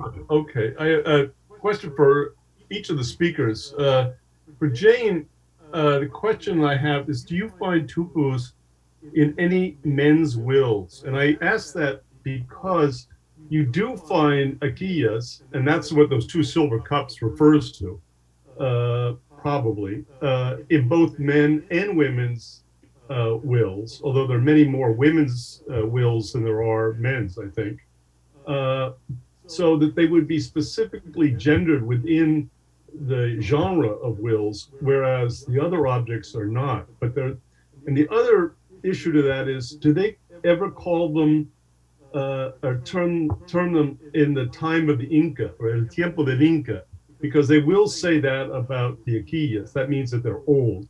But old here refers to a time before the Spanish. And then the second question really is, in terms of forgery and falsification, there is also coming out of Peru in particular, a set of claims about how you can get silver out of the ore. And you get these really wacky ideas, there's one that Jose Orozco y Cámara, who was married to the granddaughter of Atahualpa, sends a whole apparatus of how to extract the gold or silver, should I say, at Potosi, which isn't going to work, but he's trying to get a patent from Philip III for this. Do you run into anything like that in terms of these kinds of falsifications, in terms of the way you get silver out? So those are the two questions I had. Shall we go to Jane first? And again, I see pretty well up to the witching hour of 3:35 now. So if you could both give concise answers, then I think that will about see us home. Absolutely.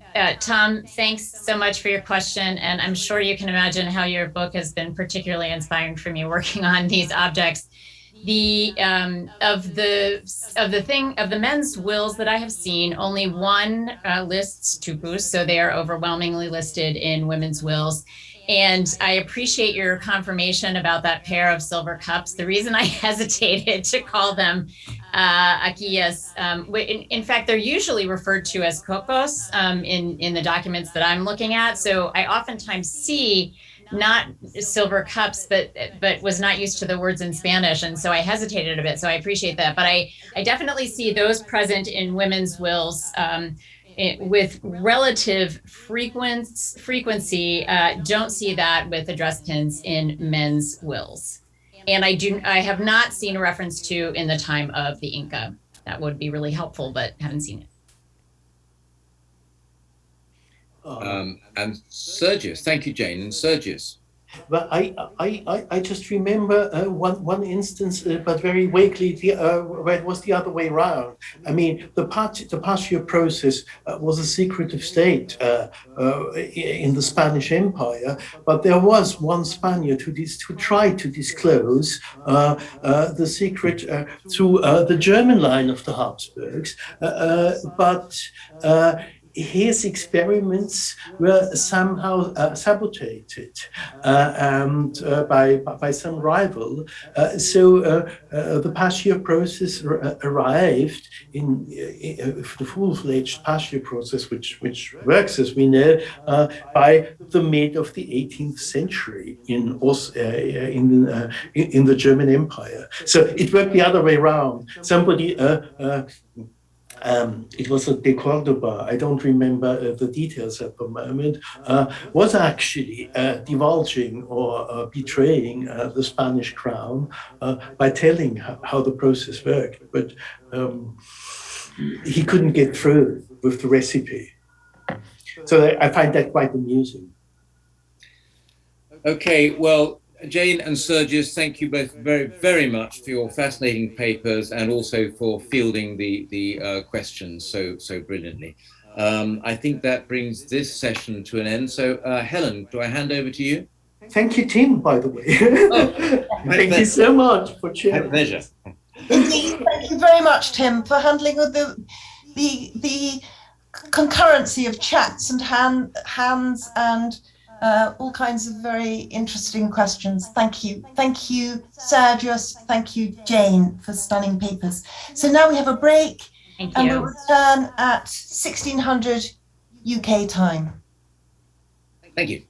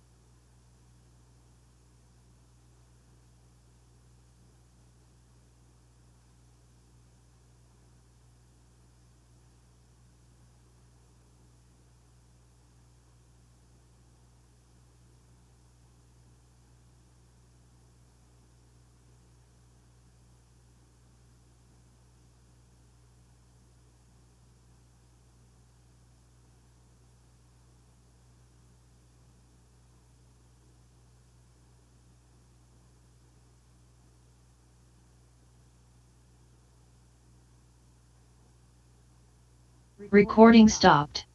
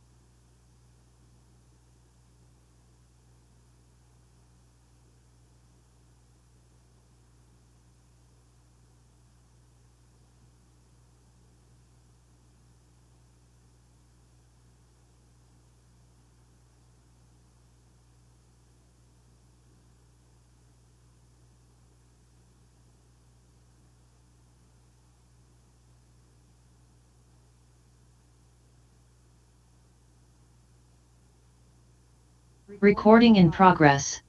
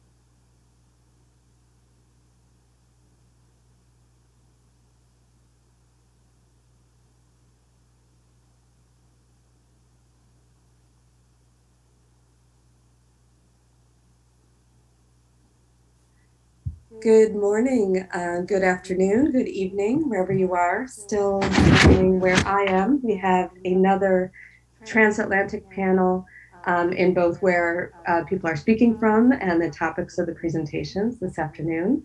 Welcome back to everyone, and this promises to be a scintillating panel on scintillating silver, in which we'll be continuing to address the material and metaphoric transformations of silver in the colonial context, and as I said, on both sides of the Atlantic. We will hold questions till the end, as we've been doing. I'll just introduce our first speaker, Helena Phipps. who you may have seen in the chat. And I know that we already have some discussion going and the connections with Jane Mangan's presentation this morning are going to be quite clear, I'm sure. Elena is lecturer in World Arts and Culture at UCLA and a senior museum scholar at the Metropolitan Museum of Art, where she co-curated the 2004 exhibition, The Colonial Andes, Tapestries and Silverwork, 1530 to 1830. This was a prize-winning catalog as well, and obviously quite relevant to our topic today. She's a specialist in textiles, and her research engages with the intersection of materials, materiality, and cultures, especially of the Andes. Her publications include Cochineal Red, The Art History of a Color, and the Peruvian Salvaged Cloth, Ancient Threads, New Directions. And I invite her to give her talk now, Weaving Silver, Brilliance and Sheen in Andean Colonial Textile Traditions. Thanks, Elena. Thank you. Let me just set up. I've decided not to use my recorded talk because images are so important for me. And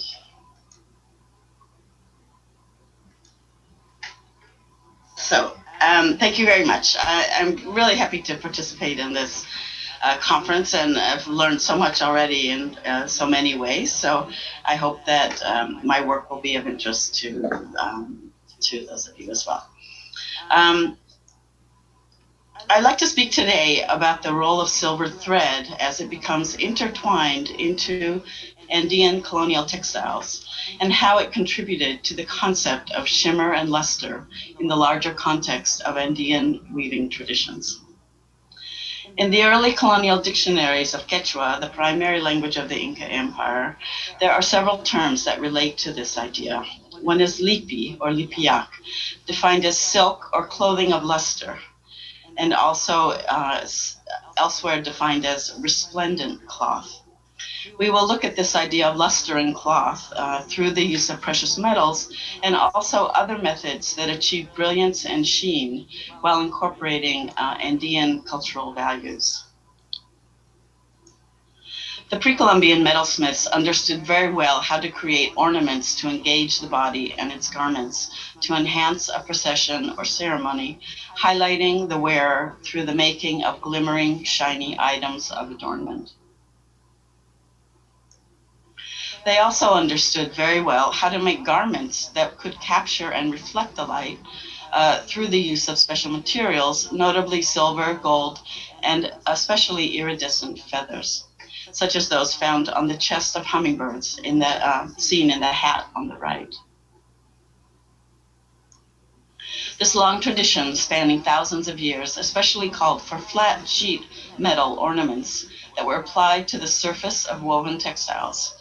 Pendant ornaments that could move with the body, reflecting light and potentially also making sound. A tradition that continues through the colonial period through to the 19th century, as we can see from these amazing dance costumes from Bolivia made with large silver plaques attached to cloth, and for which we were very fortunate to be able to bring these to the Metropolitan Museum for the exhibition in 2004.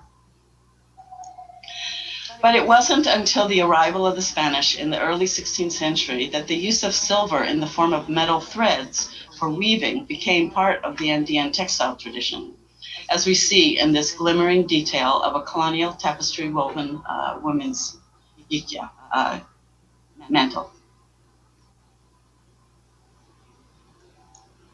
Silver threads used in Europe from medieval period through the 16th century were composed in several ways.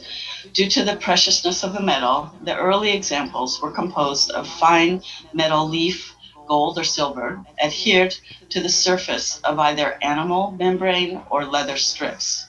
These strips were then wrapped around a core yarn, generally made from silk or linen, or more rarely, cotton or wool. With the bounty of silver coming from the New World to Spain, we see a shift in the construction of metal threads which begin to use strips of pure silver sheet, sometimes with a gold layer on top. While these could be used as long, flat strips, The flexibility achieved through wrapping the metal around a core yarn was preferred for weaving. Most metal threads in colonial Andean textiles from the 16th to 18th century have a silk core. Due to this preciousness of silk, this leads me to believe that the silver yarns had actually been made in Spain, at least in the early periods, though using, of course, silver from the Americas.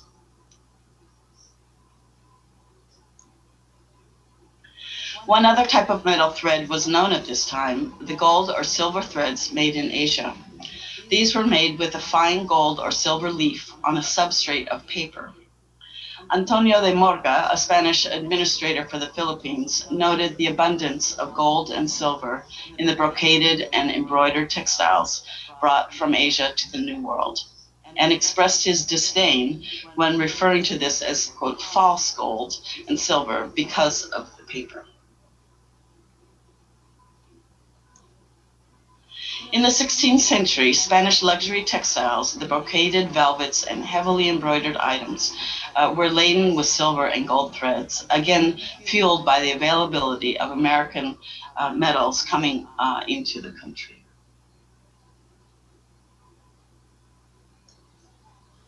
While weaving techniques were designed to economize on the ways in which the metal threads were used for the Spanish, rich in American silver, the threads were so abundant that they were even allowed to float unused at the back of the cloth, as you see here in this example. The types of Spanish fabrics brocaded with gold and silver that were part of the design repertoire of the 17th and 18th century subsequently came into the Andean imagination, depicted in religious paintings of the period as the garments for the saints. As we see here, these two beautiful portraits of Santa Barbara. Of course, the quintessential Andean garments of high status had been woven of kumbi, meaning the finest of cloth, generally woven in tapestry weave, with hundreds of yarns per inch of weaving, depicted in these 18th century paintings worn by Inca noble women. These garments have the geometric tokapu designs that were reserved for Inca nobility, and that in the colonial period were used as proof of Inca royal lineage. The value and importance of these types of textiles transformed with the social changes after the Spanish arrival, but retained recognizable significance of high status in both the quality of the material and the iconographic program.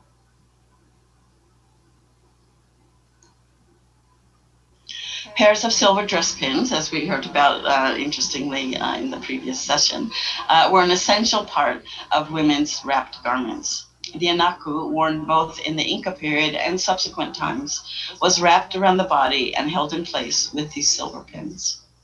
And you see here the Wamapomo's drawing of Mama Kokoya and a pair of Inca period dress pins.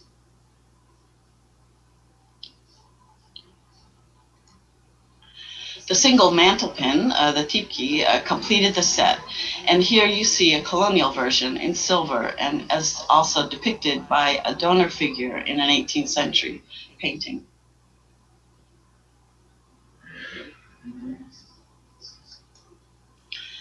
Kumbi garments were made of the finest tapestry weave in royal workshops. This man's tunic, likely woven, I believe, just prior to the conquest, has the Inca diamond neck yoke, the waistband of tokapu designs, and a very unusual design of fields of plants. The garment, likely worn for a cyclical planting of ritual harvest, or harvest ritual, had at one point been restored in the area around the one arm opening on one side. The restoration was made with a precious silver thread. While we do not know the circumstances, to use such a rare thread for repairing an Inca tunic underscores its value.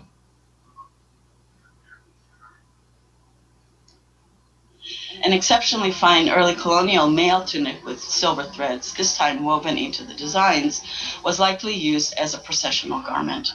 With all the royal Inca symbols of status and power on the front, the red neck yoke and Inca rank insignia, the tokapu, and the back covered with a stylized design of a jaguar pelt, symbol of power and authority. Along the lower border of the tunic are scenes of warriors, including the capture of an Inca soldier wearing his checkerboard tunic worn by the elite guard of the Inca army, as we see down below. And above which is a rampant European heraldic lion and the Christian devotional symbol of the Sacred Heart. The lion appears to be woven in gold thread, and the hats of the various warriors are made of silver. And we can see this selective use of silver, not just as decorative elements, but rather as a mimetic expression of power and status within the narrative context of the textile, involving triumph and defeat. Another context for silver yarn in indigenous garments is the association with silk. Silk, of course, was not indigenous to the Americas. Testament to the Asian trade, which brought an abundance of silk via the Manila galleons, is a very beautiful woman's mantle made in the Inca Kumbi weaving tradition. It is finely woven, almost entirely of silk and silver threads. The tapestry weave, with its taut vertical warp and its modulating horizontal weft yarns that cover it, enable the Andean weaver to incorporate the relatively stiff metal yarns. The incorporation of the supple and delicate silk and the stiff metal yarns requires considerable skill. And you see in the detail the mermaid with her body of silver. Asian goods that were brought not only included the silk and, quote, false metal gold threads, which, by the way, to date, I have never seen incorporated into an Andean tapestry, but also weavings with the pictorial icons of the Ming Dynasty. This panel and several related pieces in various museum collections demonstrate the Andean weaver's creative skills in adapting the completely foreign design elements, including the phoenix and other Chinese mythological creatures.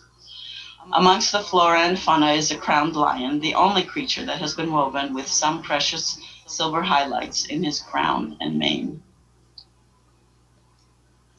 Here's a detail where you can see the dark tarnished silver and its white silk core peeking through.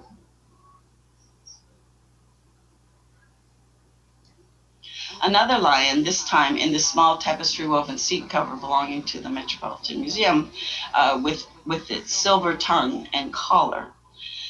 In the Baroque style, the small grotesque style heads above has one woven in gilt thread and the other in silver. If you see these two. The telltale yellow core thread in the upper section was sufficient to spur our hypothesis that it was in fact gold, which was corroborated by our scientific team at the Met, who analyzed the metal with XRF. The lower white cord thread was pure silver. This is a convention, the yellow for gold and the white for silver, as a way to enhance the color of the metal, especially in these wrapped threads where the core yarns peek through. Lions, and notably crowned lions, seem to be one of the primary design elements that receive special attention, whether woven in tapestry or, as here, embroidered on a processional tunic.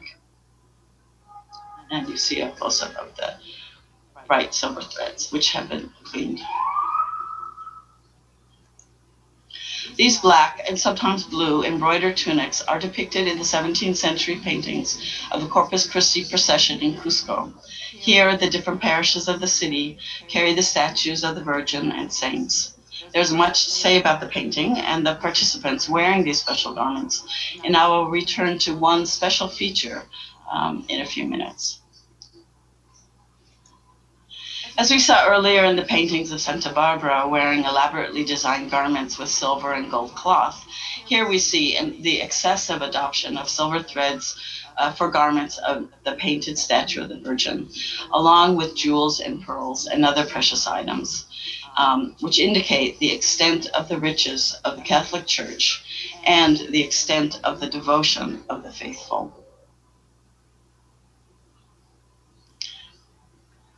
there's so much to say about this piece, which was made by Diego de Ocaña, a native artist. Of course, there's no end to the use of silver in the context of churches throughout the region, furnishing the surfaces of the altars and the interiors, as we see in the silver altar frontals and all the candelabras and other materials, both in the 18th century and in the 20th century. On the right. Silver and gold were also lavishly used in the global constructions and circulation of the vestments for the church, which found their way into collections of wealthy parishes in Peru, coming from Asia, Europe, and other parts of the Americas. So while some of the embroidered church garments were possibly made in the Andes, many of them come to the Andes already laden with gold and silver threads. This precious unco santo, a small tunic likely made to dress a statue of the Christ child for a Jesuit church, woven with the Inca standards of practice using finely spun and beautifully dyed native camelid yarns. The central cartouche, with the initials of Mary and Jesus, are woven with silk and metal threads. These two materials, appreciated for their ability to glimmer and shine in the candlelight, associate the preciousness of the garment with the physicality and materiality inherent in the textile. And these small, loving touches of silver threads outlining the wings of butterflies or the back feathers of the small birds that populate the field indicate a reverence for nature and the personal hand of the weaver. The fact that the small tapestry garment was constructed with red warp yarns on the blue side and blue warp yarns on the red side, each hidden from view but present and discernible, also represents another Andean method to create a cloth that has an inherent vibrancy and sheen called tornasol. Andean weavers utilize their skill and knowledge about light, color, and fiber and spin to achieve a textile that has a shifting or shimmering effect, the so-called lipi cloth that we spoke about in the beginning, in different ways. Tornasol, yoke, and chimi each create subtle but distinctive weaving features, used not only to enhance the beauty of a simple textile, but create the visual illusion of shimmering and shifting color and a kind of liminal state in special textiles. The use of silver thread contributed to this effect, but I would like now to briefly mention several other ways they achieved this kind of brilliance. Tornasol is a cloth that I have loved and spoken about for many, many years. It is composed simply of one color in the warp and one color in the weft. By using extremely high quality yarns, alpaca for example, they are able to achieve a glistening effect when the cloth is folded or moves in the sunlight. Silk can enhance the effect, but many of these textiles, generally found in special quality Andean garments, are solely made with camelid hair.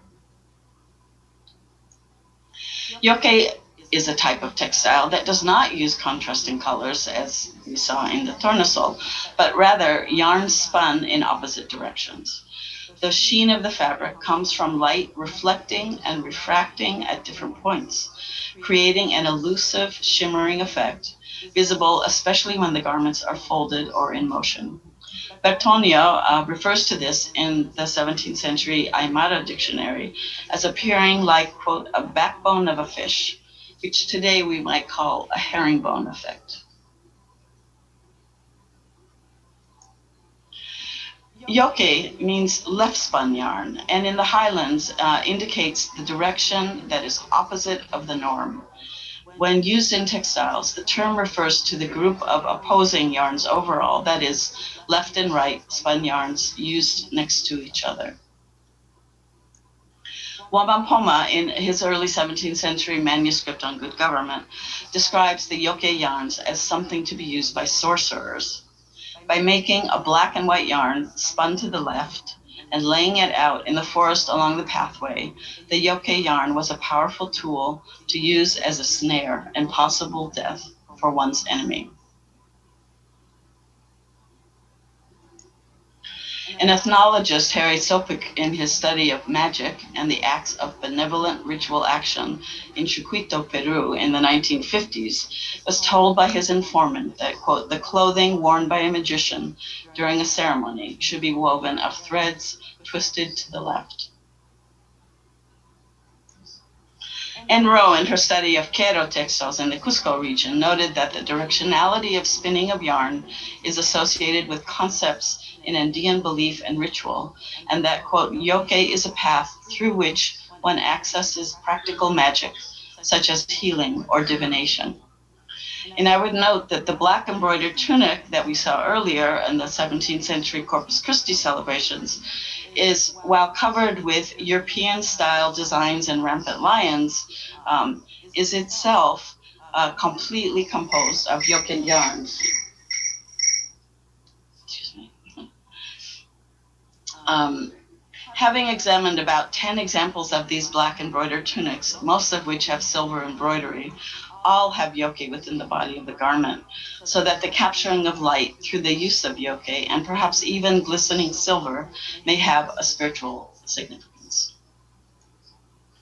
Another shimmering component can be seen in this ritual garment of an undetermined date that uses chimi, the mixing of two colors in one yarn.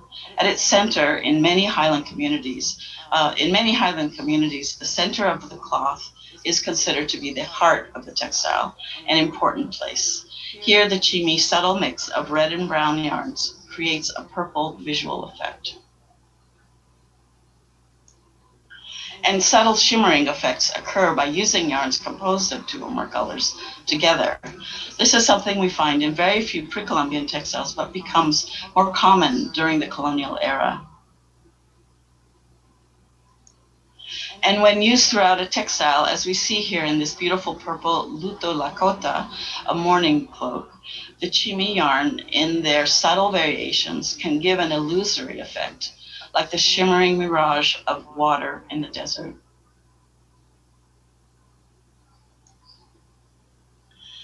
I would like to end by returning to a remarkable use of silver as a lipi cloth, here woven with extraordinary skill by Andean Highland weavers. By using the silver yarns in the warp, the first yarns on the loom, as opposed to the tapestry in which it's used in the weft, requires the lifting of each thread to create the designs.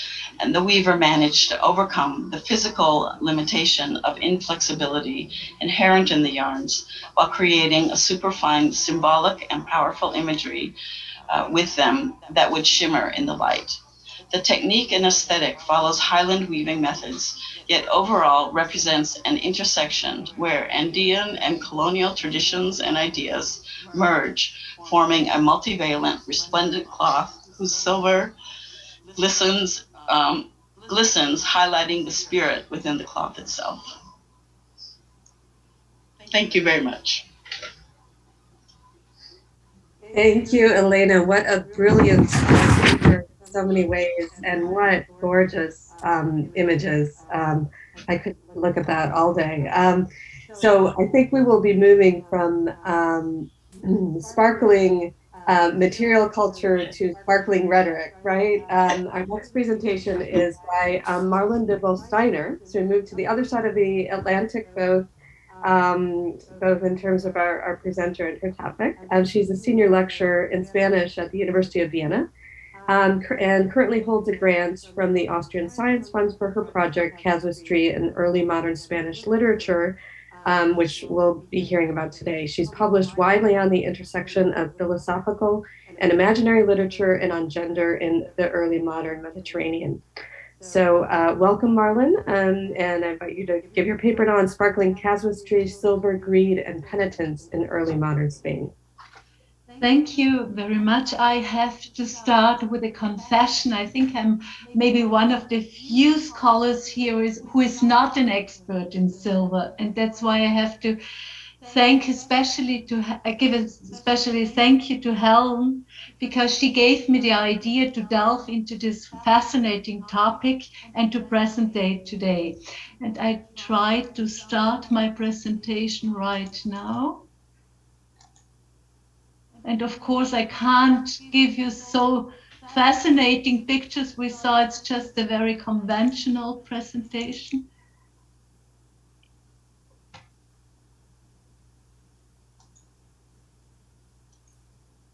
Yeah, here it is. Yes, and also thank you to Marjorie and to Simon. I hope I don't have to draw on your support. Tener mucha plata, have a lot of silver, is a Spanish expression for being rich. In terms of historical veracity, this is quite delusive, since it is silver that blotted the leyenda negra, that is to say, what other European countries at the threshold to modernity perceived as the ruin and backwardness of Spain. Today, the correlation between the influx of silver from the colonized territories overseas, the unproductive economic order in the homeland, and the resulting inflation due to the need of imports and loans for further raids to Las Indias, is the consensual explanation for the numerous bankruptcies Spain suffered between the 16th and the 17th century. Yet, as so often in history, the disastrous development did not happen unanticipated.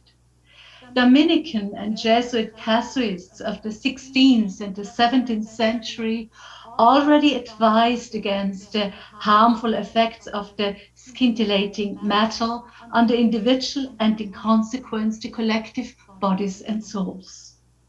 Martín González de Sellorio, a lawyer of the Royal Chancellery belonging to the so-called School of Salamanca, observed in a memorial from 1600 that the inflation caused by the arrival of American silver was the reason for the problems of the kingdom.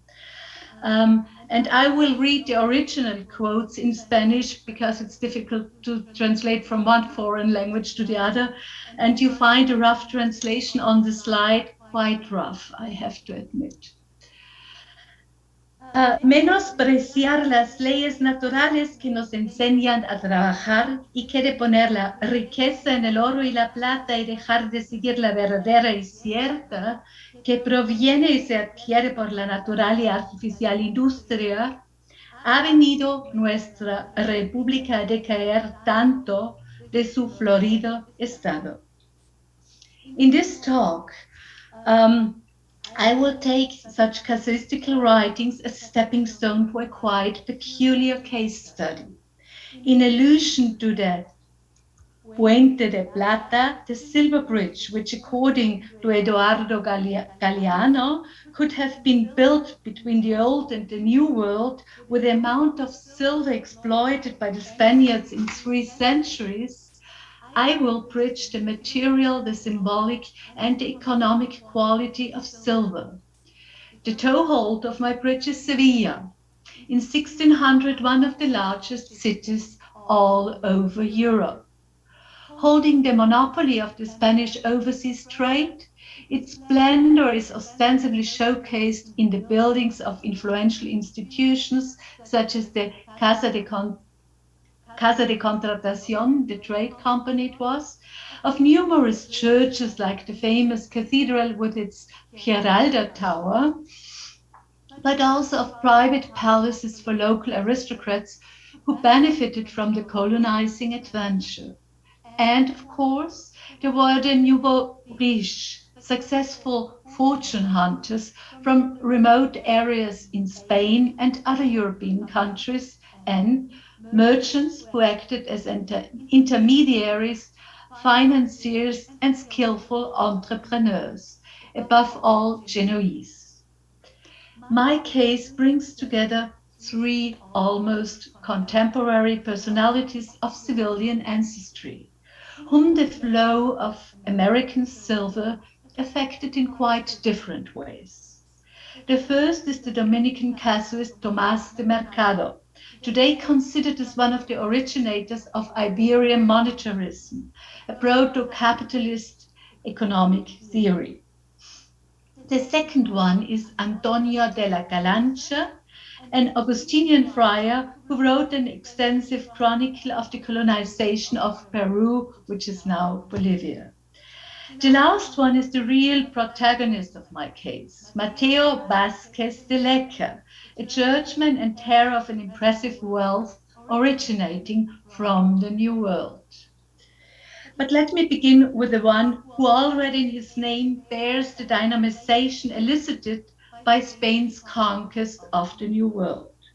Tomás de Mercado was born in Seville around 1525 and almost still a child embarked for Nueva España, plausibly as a relative or a servant of a merchant, which would explain his profound trade proficiency. In Mexico City, he entered the Dominican order. I have to move this a little, I think. He entered the Dominican order, of which he soon became prior and master of philosophy. In his 30s, he returned to the peninsula to enhance his academic career at the University of Salamanca, at the time the hotspot of scholastic casuistry. He found the precursor of money exchange theory in his teacher Martín de Azpilcueta. Much in the vein of this preeminent member of the School of Salamanca, Mercado's Summa de Tratos y Contratos was meant to provide an ethic of money-making. This was all the more necessary since the Habsburgs' claim of being the spearhead of Catholic hegemony was somehow incompatible with the trading business flourishing in Mercado's hometown. In fact,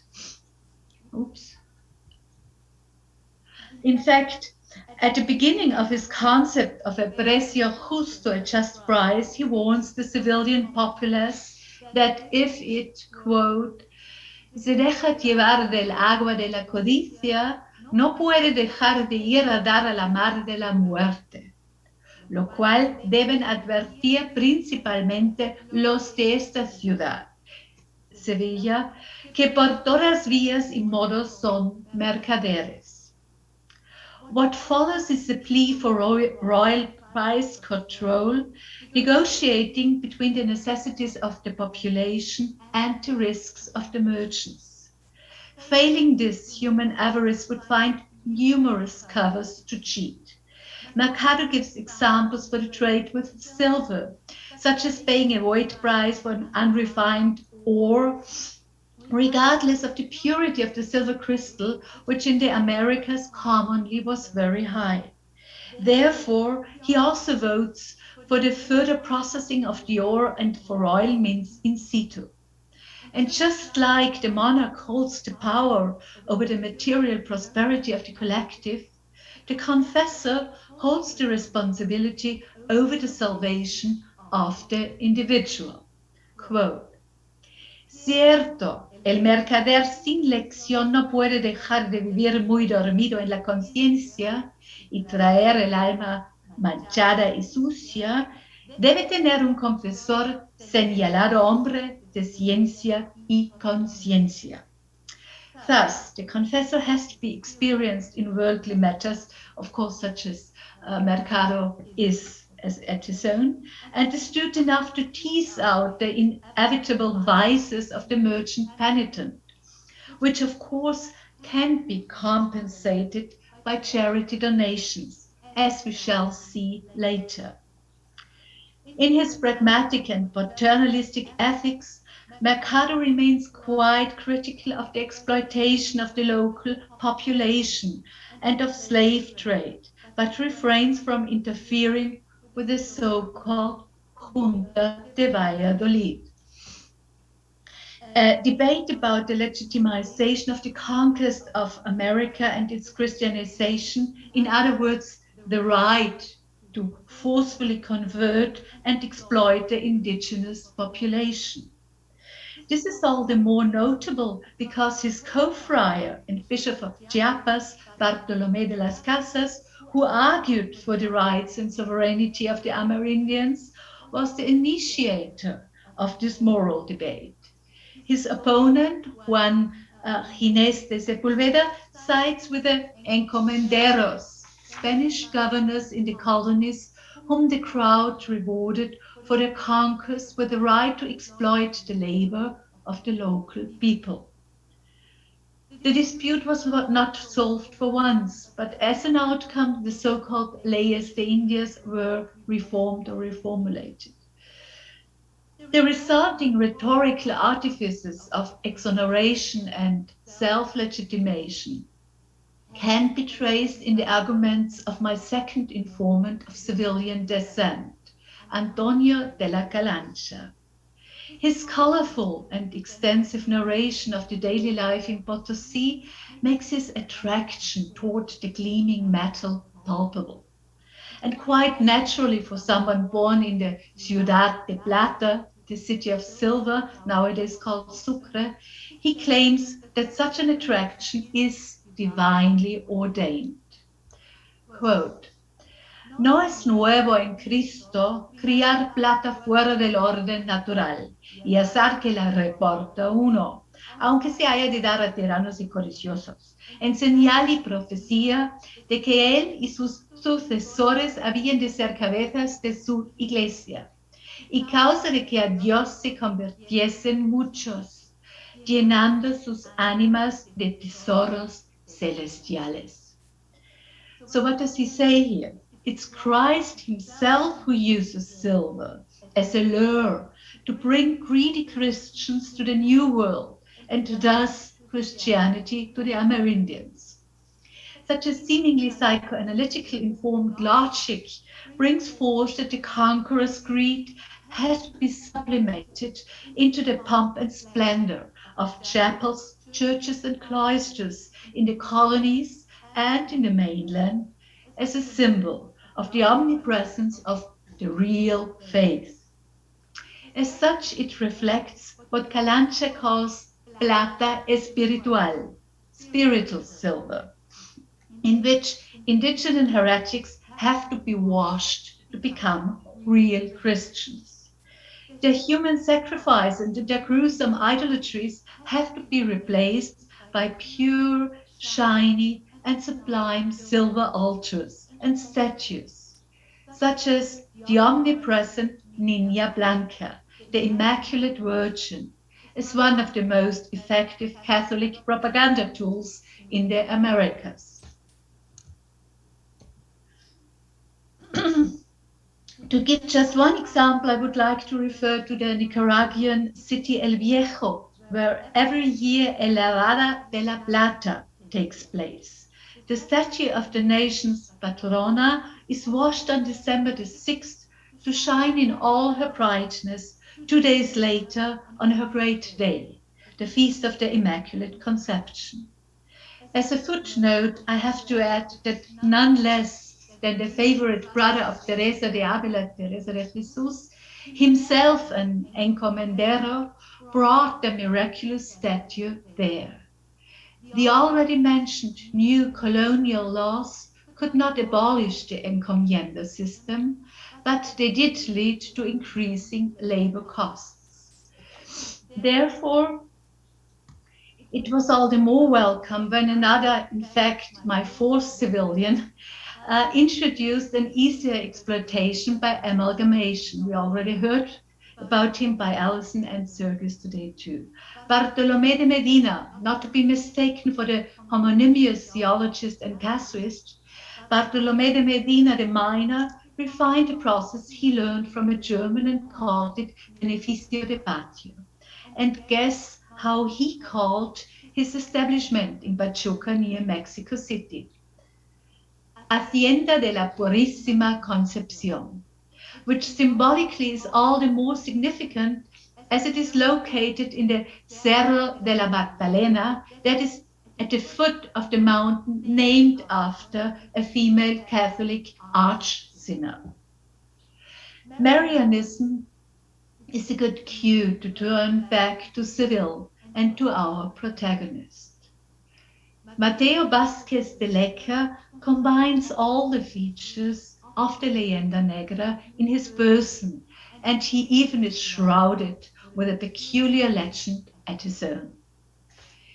He is the son of a Genoese social climber who, due to his technical skills and a convenient marriage, gained the privilege to levy the tributes of merchant ships in the civilian harbor, which of course meant a huge wealth. Unfortunately, the father only enjoyed it for a little over a year because he died in 1578, when his oldest son, Matteo, only was 5 years old. As to be expected, there was a bunch of civilians who queued for the position. Yet Matteo's mother, herself of dubious Corse descent, filed a lawsuit claiming that young Matteo was the rightful heir of the estate. She could count on powerful helpers because her brother Matteo, in fact homonymous to our protagonist, had worked his way up at court and had become the personal secretary of Philip II. The family succeeded, and Matteo was further promoted by his uncle, who destined him for an ecclesiastical career. Hence, when Matteo Vasquez de Lecker, the uncle, died, young Matteo Vasquez de Lecker inherited from him the Archdiaconry of Carmona, one of the most prestigious and lucrative ranks of the civilian cathedral. Consequently, already at the age of 18, he was a wealthy man. But apparently, the uncle's careful education plans could not avoid that Matteo adopted some habits that were not suited for a man of the church. In the words of his biographer, Padre Aranda, quote, "Como la de edad era poca y la renta mucha, no fueron sus pasos tan ajustados a las obligaciones que en el estado eclesiástico le ponía." Padre Aranda also gave his account of the legend entwining Matteo Vasquez de Lecker. One day, during the Corpus Christi festivities in the year of 1600, the then 29 years old Matteo was showing off in his transparent cassock and his brocade sartorial elegance, and strutting after a beautiful veiled woman in front of the cathedral. She signaled him to follow her to the Capilla Real, where he urged her to uncover her face. She did, and revealed her real identity. Death in form of a skeleton. He, not Death, but Matteo, was terribly shocked, ran home, took off all his pompous garments to change into the cloth of his servant.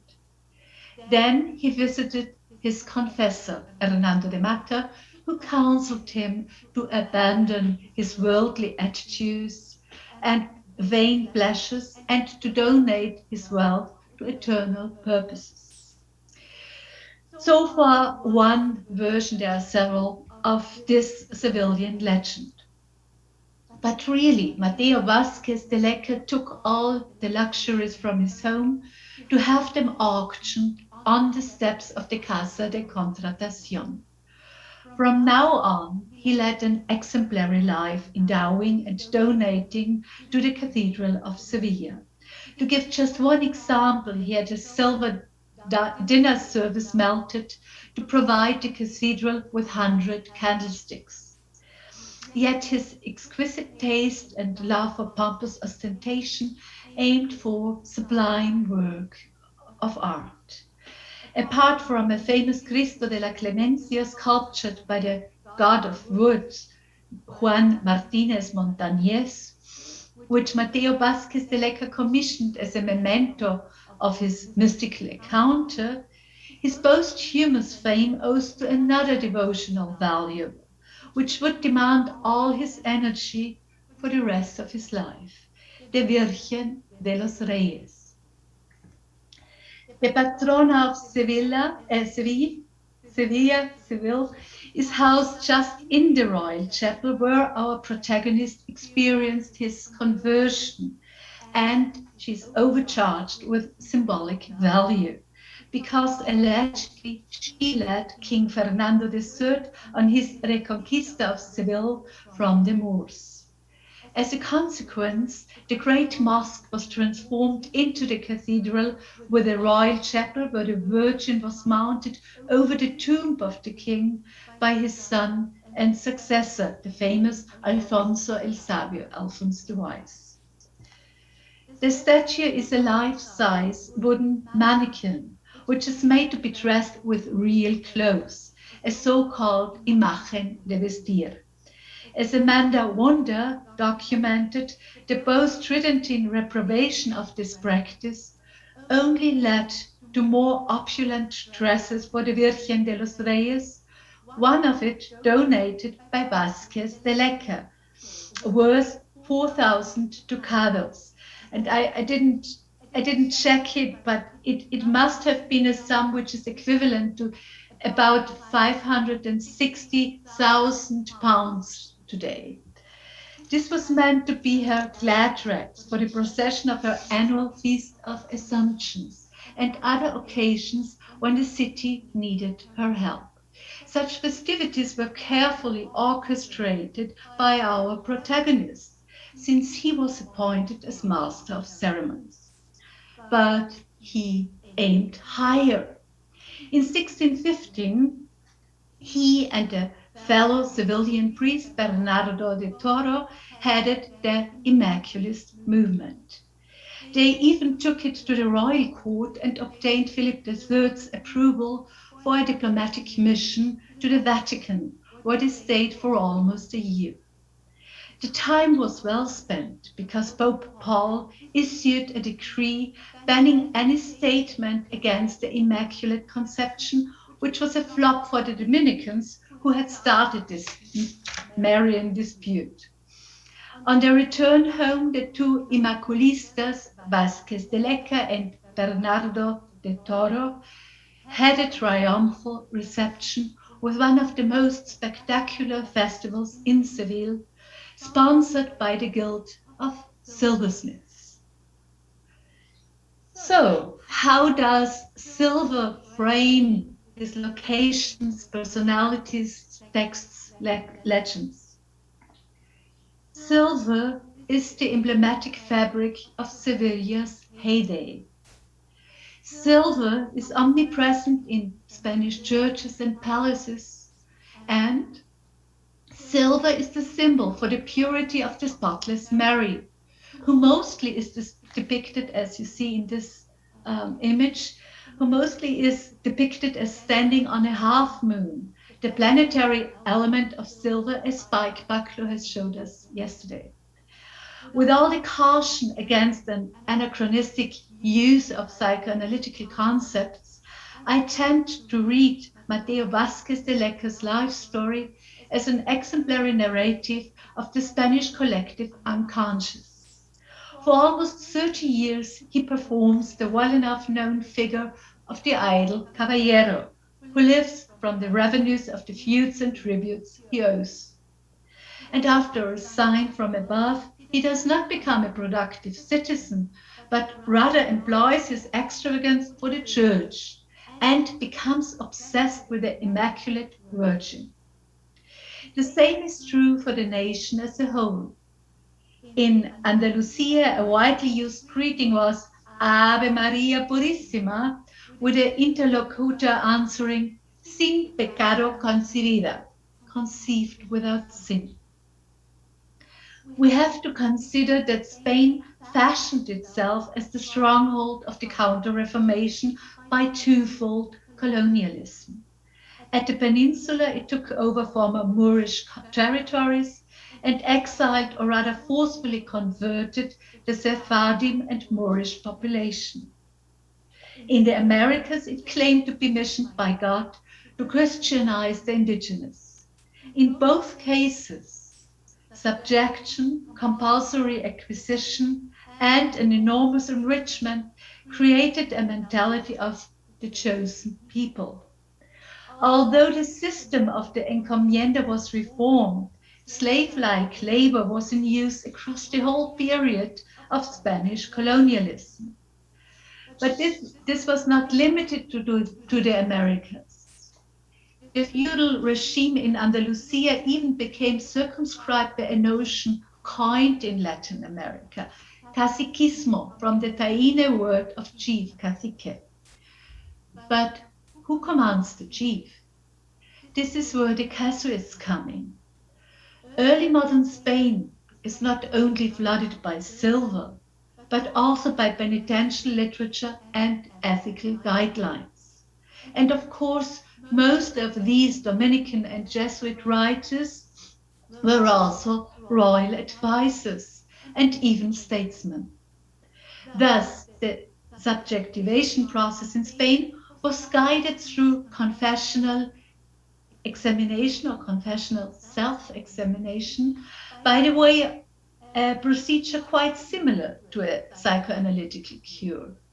And the stains that became visible in such a self-assessment therefore have to be whitewashed symbolically. In this perspective, the national obsession for the Virgen Immaculata uncovers the undertow of the flood of silver, or what Walter Mignolo called, and I'm grateful that Helen mentioned it today too, the dark side of modernity, the floppy side of modernity. Thank you very much for your attention. Thank you so much, Marlon. And wow, what wonderful threads of connection between these two papers, going from textiles to texts, from the display of wealth and status through these textiles incorporating silver in festivals, to this incredible story that you shared of Mateo Vázquez de Leca doing just such a display of his wealth in a festival, in a Corpus Christi procession on the other side of the Atlantic, right? And then meeting a tapada who it turns out to be death, and renouncing that wealth in a sort of exemplary narrative. I just wanted, I think the connections are going to be obvious to our participants, and I invite now the audience's questions. Please raise your hand or put your question in the chat.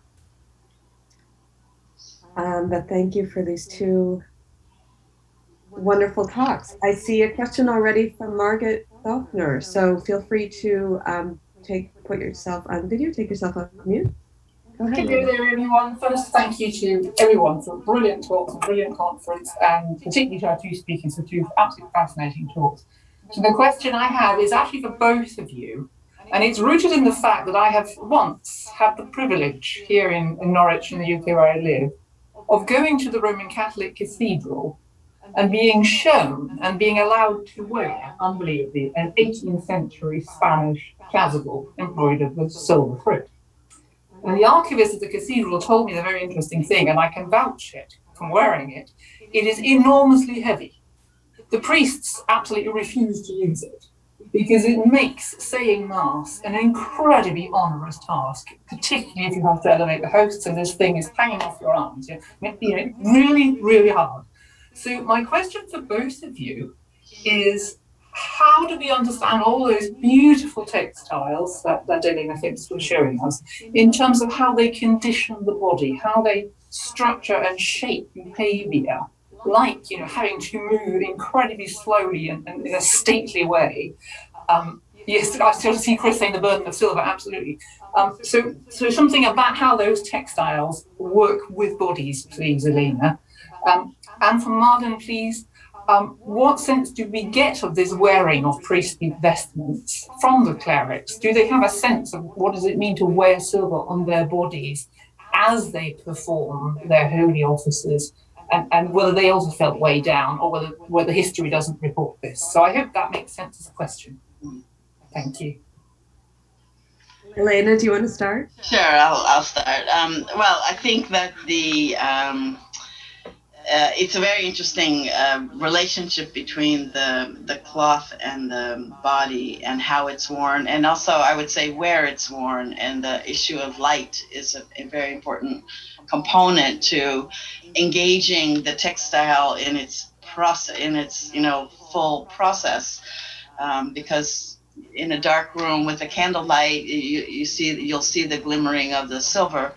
There is a big difference between the silver, which I tried to show how it was used in Andean traditional garments, versus the church chasubles and the ecclesiastical garments, which have a whole other aesthetic to them, and also other way of using. So yes, silver is very heavy, depending on also how it's constructed. And that's where, the Chinese gold threads, which can be quite strong gold, but are very lightweight because they're on a paper substrate, whereas in Spain they tend to use the thick leather, so the leaf is on leather, or if it's full on solid silver threads, that's something else. Yes, it's super heavy and it would be very uncomfortable. I agree. The Andean use, the cloth itself is lighter in weight. The other area is how it affects the person constructing it. So the woven silks from Europe and Spain that use a lot of silver, the weaving itself is, the loom accommodates it, whereas the Andean one, especially the piece I showed at the end, which uses the warp threads in the silver, where they're hand lifting each thread to do the weaving, you have a lot more difficulty in the weaving part. So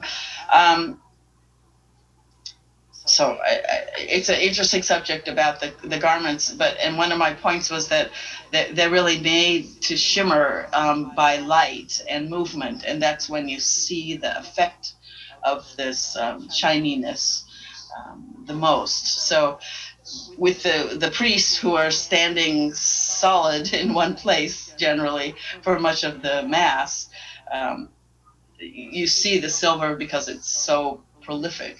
Whereas in the Andean garments, it's a lot more subtle. The effect is more subtle.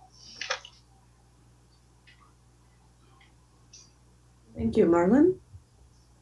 Well, thank you for the question. Although I have to say, I don't have any idea how to answer it, because first of all, I think there's such a high variety of priests and of churchmen in Spain in the period. From very poor ones to very, very famous ones. So I can't answer it, but what I can say as a literary scholar, that in a lot of comedias of the time, we have allusions to how the court costumes, which means the court etiquette of the Habsburgs, do construct a certain habitus, a very rigid habitus, a very majestic habitus. That's all I could answer. I'm sorry, I'm not an expert in this material history. Mm-hmm. Thank you, that's really useful. Sorry, I just want to thank you. Really interesting answers. Thank you, Margaret. And Elena, I appreciated also how your answer brought up again that it is in the procession is actually a space, because it involves movement rather than stasis, that you would see more of that glittering and shimmering, right? Again, commenting on your Corpus Christi connections there. We have a question from UCWC, who I saw your name yesterday. Sorry about that, yes. Okay, go ahead.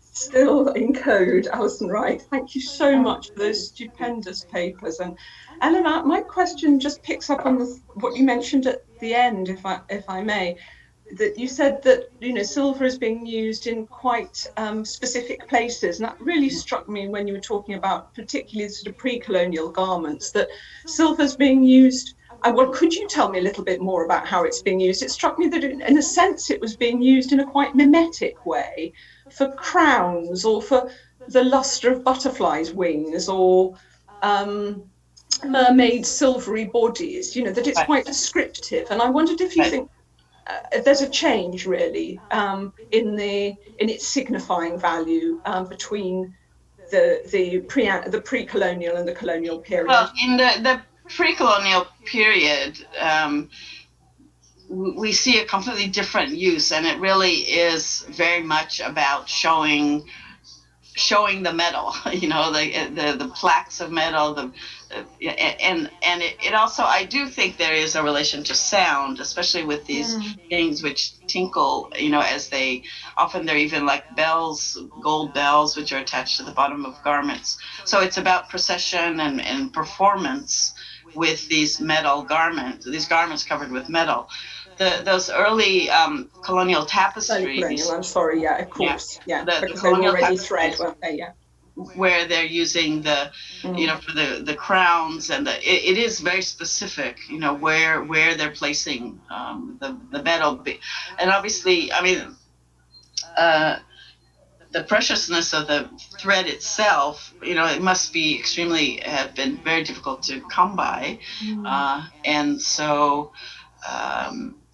So it would be used for special things. And I do think there is this relationship, just a little bit the way Tom spoke about yesterday, the Potosi Mountain of silver, and it's actually, they use silver to paint it.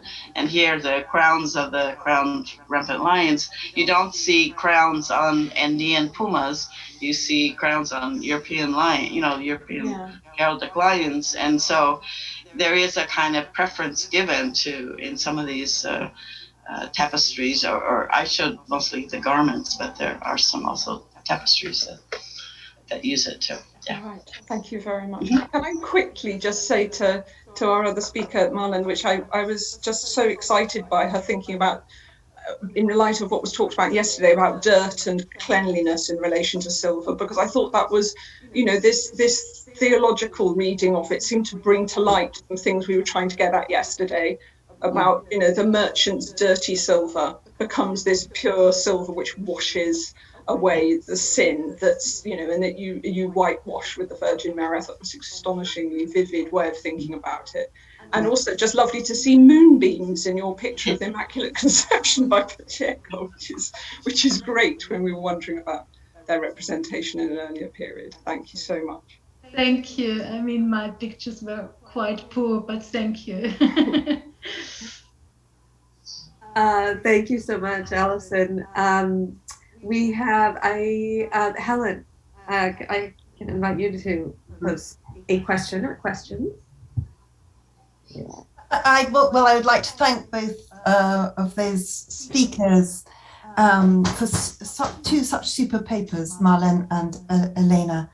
And again, I think it picks up really a point made by Alison just now about this capacity of silver to cleanse as well as to sully, but this transformative use of silver. I wanted to ask Elena a little bit more about that, about how donning the garments might have been used transformatively. You mentioned that there are links with rituals and with myths, and I wonder if you could say a little bit more about them. I'm more familiar with the work of Alessandro Russo on the feather work, feather artists, and how that's linked with the capacity to, in a way, bring out the best of civilization. And I wonder if there's something analogous going on with those astonishing pieces. And a specific question I have for you: you showed us this ravishingly sensuous piece of cloth which had, I think it was silver strips with subtle soft silk, and I wonder how that would move. You know, we saw what it looks like, but what's the effect of that combination on movement, and how might we imagine that, and how might sound? You mentioned sound and briefly, but again, could you say a little bit more about the sound of silver in these reverberating, resonant fabrics? Well, the piece, the women's mantle that was with sort of stripes and then for lots of images, small scale images, is woven in the traditional way that women's garments are divided. It's a kind of dualism between three sections and two parts, and the kind of organization of the parts follow very much a sequence that we see for hundreds and hundreds of years in women's garments. The those, I think, the more than sound in those garments is about light and reflection, and that kind of shimmering quality because of the silk, and then the little glints of silver that you get, and perhaps it's the sparseness of the silver that brings it out, because as a woman would wear it folded, of course, worn with the tipki that we learned about this morning, that the way that it would cascade around her back would show the way that sunlight would hit it, or if it were in a church. I believe those are wedding mantles, so I would see them in a church, probably with candles, and again that flickering candlelight as it moves across a surface that itself is quite shiny in various ways. Silk would absorb the light in a different way that the silver threads would, so it would highlight certain parts of it. The pre-Columbian pieces are ones that where you could imagine the sound of them is very important. Although I think those of you who know certain kinds of silks themselves have a little bit of a sound when there's a kind of crispness of the very tightly woven silk. This is not totally the case in the Andes, but no doubt the Spanish brought garments like that, where you actually hear, you hear the silk as someone walks or moves. I think a lot of these is it has to do with the context of where these garments are used, in processions or in churches, or as ceremonial things. The textiles I was speaking about with the yoke, with the left and right spun yarns, are often used in ritual contexts as what they call the mesa, the surface of the altar, in a sense, for native traditions of offerings to Pachamama, to the Earth Mother that is still part of the native religions. So I think context is everything. Thank you very much. Is it possible also that some of those fabrics are used for dressing sculptures, saints in churches? Yes, certainly the little tunic that I showed, you can't see the scale, but it is a small tunic, definitely for a statue. There are only certain saints that I have seen in churches now that wear indigenous garments. There are only a few that are given indigenous materials. So the rest are usually in European silks and things like that. Sorry, what was your question? I think I got lost. I got off on a different road. You did answer it. Thank you. Okay. Thank you, Helen. Of course, you're welcome to stay up here and interject whatever you want. Anne Wagner just raised once again this concept of washing or cleansing, which connects to understandings of the antimicrobial properties of silver, which is connected to yesterday's talks as well. And we just had a new dimension, as was already mentioned, that Marlon brought up with the Immaculate Conception. Anything you wanted to add to that comment, Marlon? I did. I think it's interesting, but I have nothing to add. Thank you. I would interject, if I could, take my chair's privileges, a question for Marlon, and then we'll go to Chris for Elena, which is I just wanted to hear a little bit more about the text. We've been hearing about the textiles. That Leica's life story appears in. It's a biography, is that right? It's I have to say, and as Chris Lane, who was commenting here, knows so well, the Historia de la Villa Imperial de Potosí, this history of the silver mines of Potosí, includes so many stories like that, and sometimes involving festivals and then punishment for excessive pride shown in festivals. So could you just say a little bit more about the text that you find that You in? mean the legend of Vasquez de Leica? Yes. Yeah. Well, actually, it's an urban legend in Seville for centuries. But the first one who wrote it down was this Padre Aranda. It was about, I think, 40 years after de Leica died. And there's another version of it another 20 years later, and then there's an extensive life story which tries to put it more on scientific feet, the whole life story from the 1900, 1899, 1900. And Amanda Wander, who is actually an art historian who wrote about Sevilla, she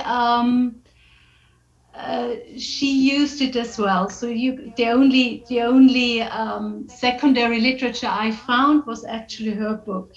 Otherwise, it is in all kind of websites in Sevilla who try to promote the city with all kind of strange stories. But Amanda Wunder shows that the whole legend is a little fashioned along the lines of the Medici legend, because no, not Medici, it's a Borgia. A Borgia Pope apparently had a similar kind of conversion moment, and it's pretty much the same way of narration. I see. And so this legend was connected to him specifically. He was that well known? Well, he's still, I mean, there are statues and streets named after him. And what might be helpful is his famous uncle, because he was really a very, very important secretary of Philip II, the one who plotted the whole complot against the Princess of Eboli. That's him. So that might add to his at least local celebrity status. I see. Thank you. Fascinating. Chris, would you like to join the screen to pose your question, or I can just read it, or maybe Elena has.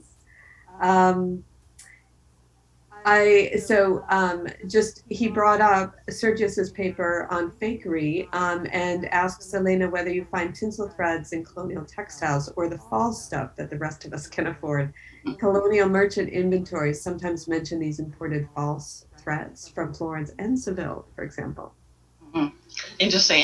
I'm always looking for archival sources and inventories looking at shipping of the threads, because there's a bit of a question about when, where were all the threads made that were and at what point were they made in the Americas? And what we do see, at least in the textiles, that the metal threads that are used in the early periods, up to the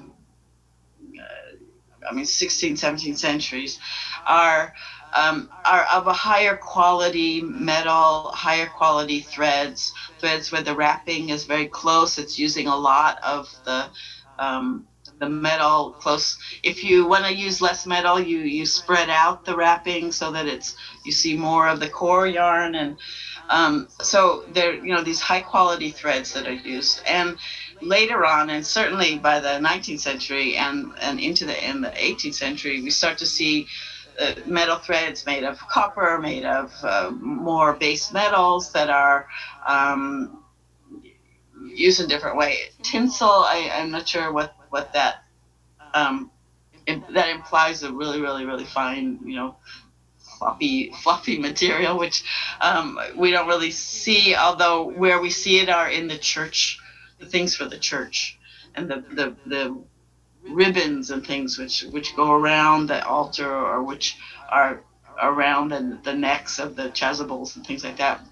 This narrow woven ribbons often are made with less quality, less high quality threads.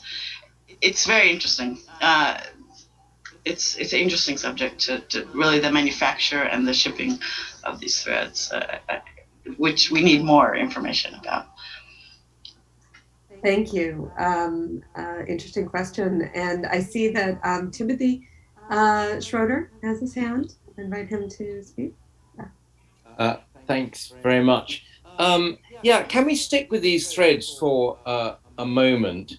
Because that, of course, is exactly the same technique that they used for cloth of gold in Europe, where, of course, you would be using vastly more of this, I think with cloth of gold, normally silk thread wound around with the foil. But I wonder, Elena, whether you have any thoughts on the process by which they made it, because it must have been, when you're making large lengths of it, hugely time consuming if people are doing it by hand, are they? Or is there some kind of machine that they could use? So you use the term foil, and then, so we have something that we call leaf, right? That would be sure. Right? Foil and sheet. So, which kind of imply different thicknesses of the metal. Right. We do know that metal for threads is sometimes made from beaten wire. So you have the metal wire and it's beaten. Yep. Some people use the term sheet, implying that it's a sheet of metal that's beaten, that's then cut into strips.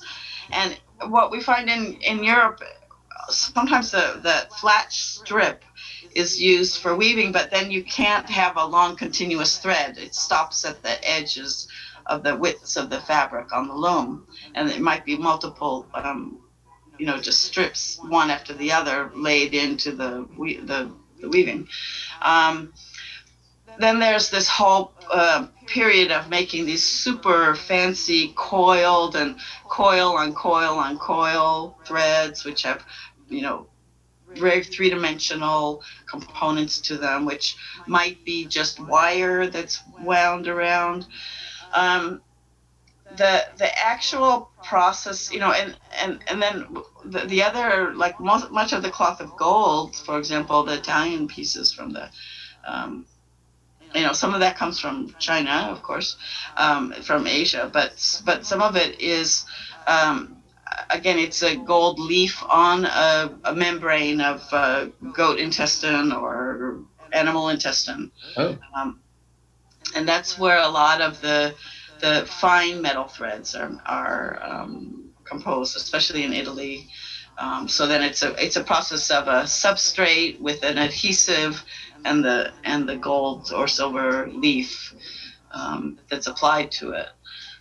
And then that's wound around a silk core, for example. So there are lots of ways. The actual metalworking ways, I have to say, is I don't know that well. There were some people studying some of those processes. Jaro did a lot of study on metal threads from Turkey and the Middle East. It's a very interesting subject. But are you saying that the substratum was in some cases made from attenuated intestines? Yes. Is that what you're saying? Yes. And that didn't get a bit pongy? Well, they would have been prepared in a way that, as leather, they would be cured like I know, see. Yeah. yeah, Interesting. you know, the Spanish used leather. They used the thicker part of the hide to make the threads, and it makes them thicker threads, but not more metal. You know, less metal, but more thickness. Whereas the Italian weavers were using these, you know, superfine membrane, gilt membrane things. So yeah. Thank you. Let's see. Helen, I feel like I keep seeing your hand, but now I don't. There you are. Hello, yes. Well, I just wanted to say that David Hammond, the pianist, is ready when we are. Okay, wonderful. If we have exhausted the questions, which I think we have, we're able to move to him. But before we do, I would like to thank very much indeed Elena Phillips and Marlin Bidwell-Steiner and Lisa Voigt for your wonderful contributions this afternoon. 2 brilliant papers and wonderful chairing. So thank you all very, very much. So in a minute, we'll pass through to David Hammond, but I'd just like to say a quick word of introduction about David. We've heard just now from Eleanor about the sound of silver in pre-Columbian dress, and David has worked to put together the sound of silver for us over these 3 interventions. David is a local pianist, a graduate of the University of York, and we're enormously grateful for his extraordinary inventiveness. The sort of scintillating brilliance, I think, began to emerge yesterday. So over to you, David.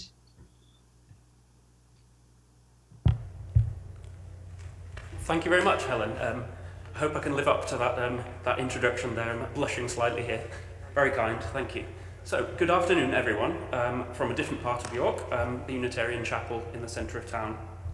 I have 3 more pieces for you today, as Helen mentioned, stretching from the 16th century through to the 20th century. Slightly contrasting, I think, to the peaceful music that we started with yesterday. And the links to silver are more based on time and place today, places that have been mentioned as far as I know. So I would like to start with a piece called Canzon Francés del Principe by Carlo Gesualdo. I do apologise for my pronunciation here. Gesualdo was Prince of Venosa, which was at that time part of the Kingdom of Naples, and obviously modern-day Italy. His style of composition included elements of chromatic harmony and dissonance, unusual, particularly for that time. And musicologists often relate the sudden changes of tempo and harmony in the music to the depression that Gesualdo suffered. In fact, he is a controversial figure as he murdered his first wife in 1590. This piece, I think, is from very early 1600s, I would say.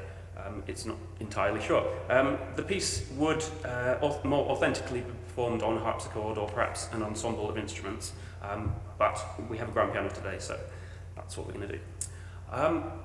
In light of the large Spanish influence on the subject of silver as mentioned throughout the conference, I'd like to play the first piece from epic piano work, Iberia, by Isaac Albéniz. The whole work gives impressionistic sketches of different parts of his native country, the first being an evocation of the country as a whole. The piece certainly evokes the sound of the Spanish guitar, I think you'll hear, and has been arranged for that instrument. However, Albéniz himself never actually wrote any music for that most Spanish of instruments, unusually. Yes, and for the third piece, we move actually to Bolivia, and a wonderfully dramatic composition by Eduardo Caba. I wanted to sort of look up music from Bolivia. I wasn't actually sure what I would find at all, but I'm actually indebted to Mariana Alandia she's a pianist and professor at La Paz University, for sending me the score to this piece, as it's quite obscure really, but I feel it should be better known. The piece is written about Kaba's hometown of Potosi, and the title, Leyenda Quechua, or Quechua Legend, refers to the Quechua people of the Andes. Kaba was originally funded in his studies of music by the Bolivian government, and much of his output uses traditional Bolivian melodies and influences, as I think you'll hear in this music. He was a 20th century composer. Okay, but first, we'll start with Gesualdo. Thank you.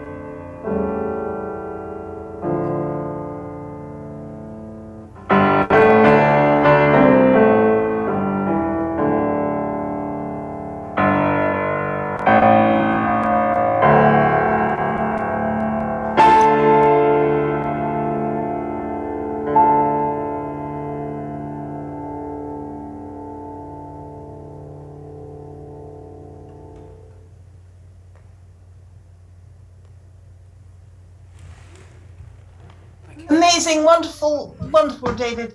Can we please all thank David with applause and add in extra applause for our chairs and speakers today? Tim, Jane, Sergius, Lisa, Elena, and Marlene.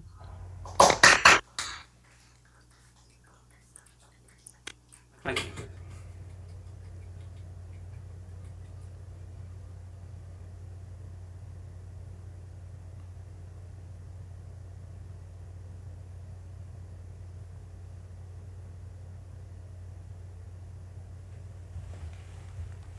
Recording stopped.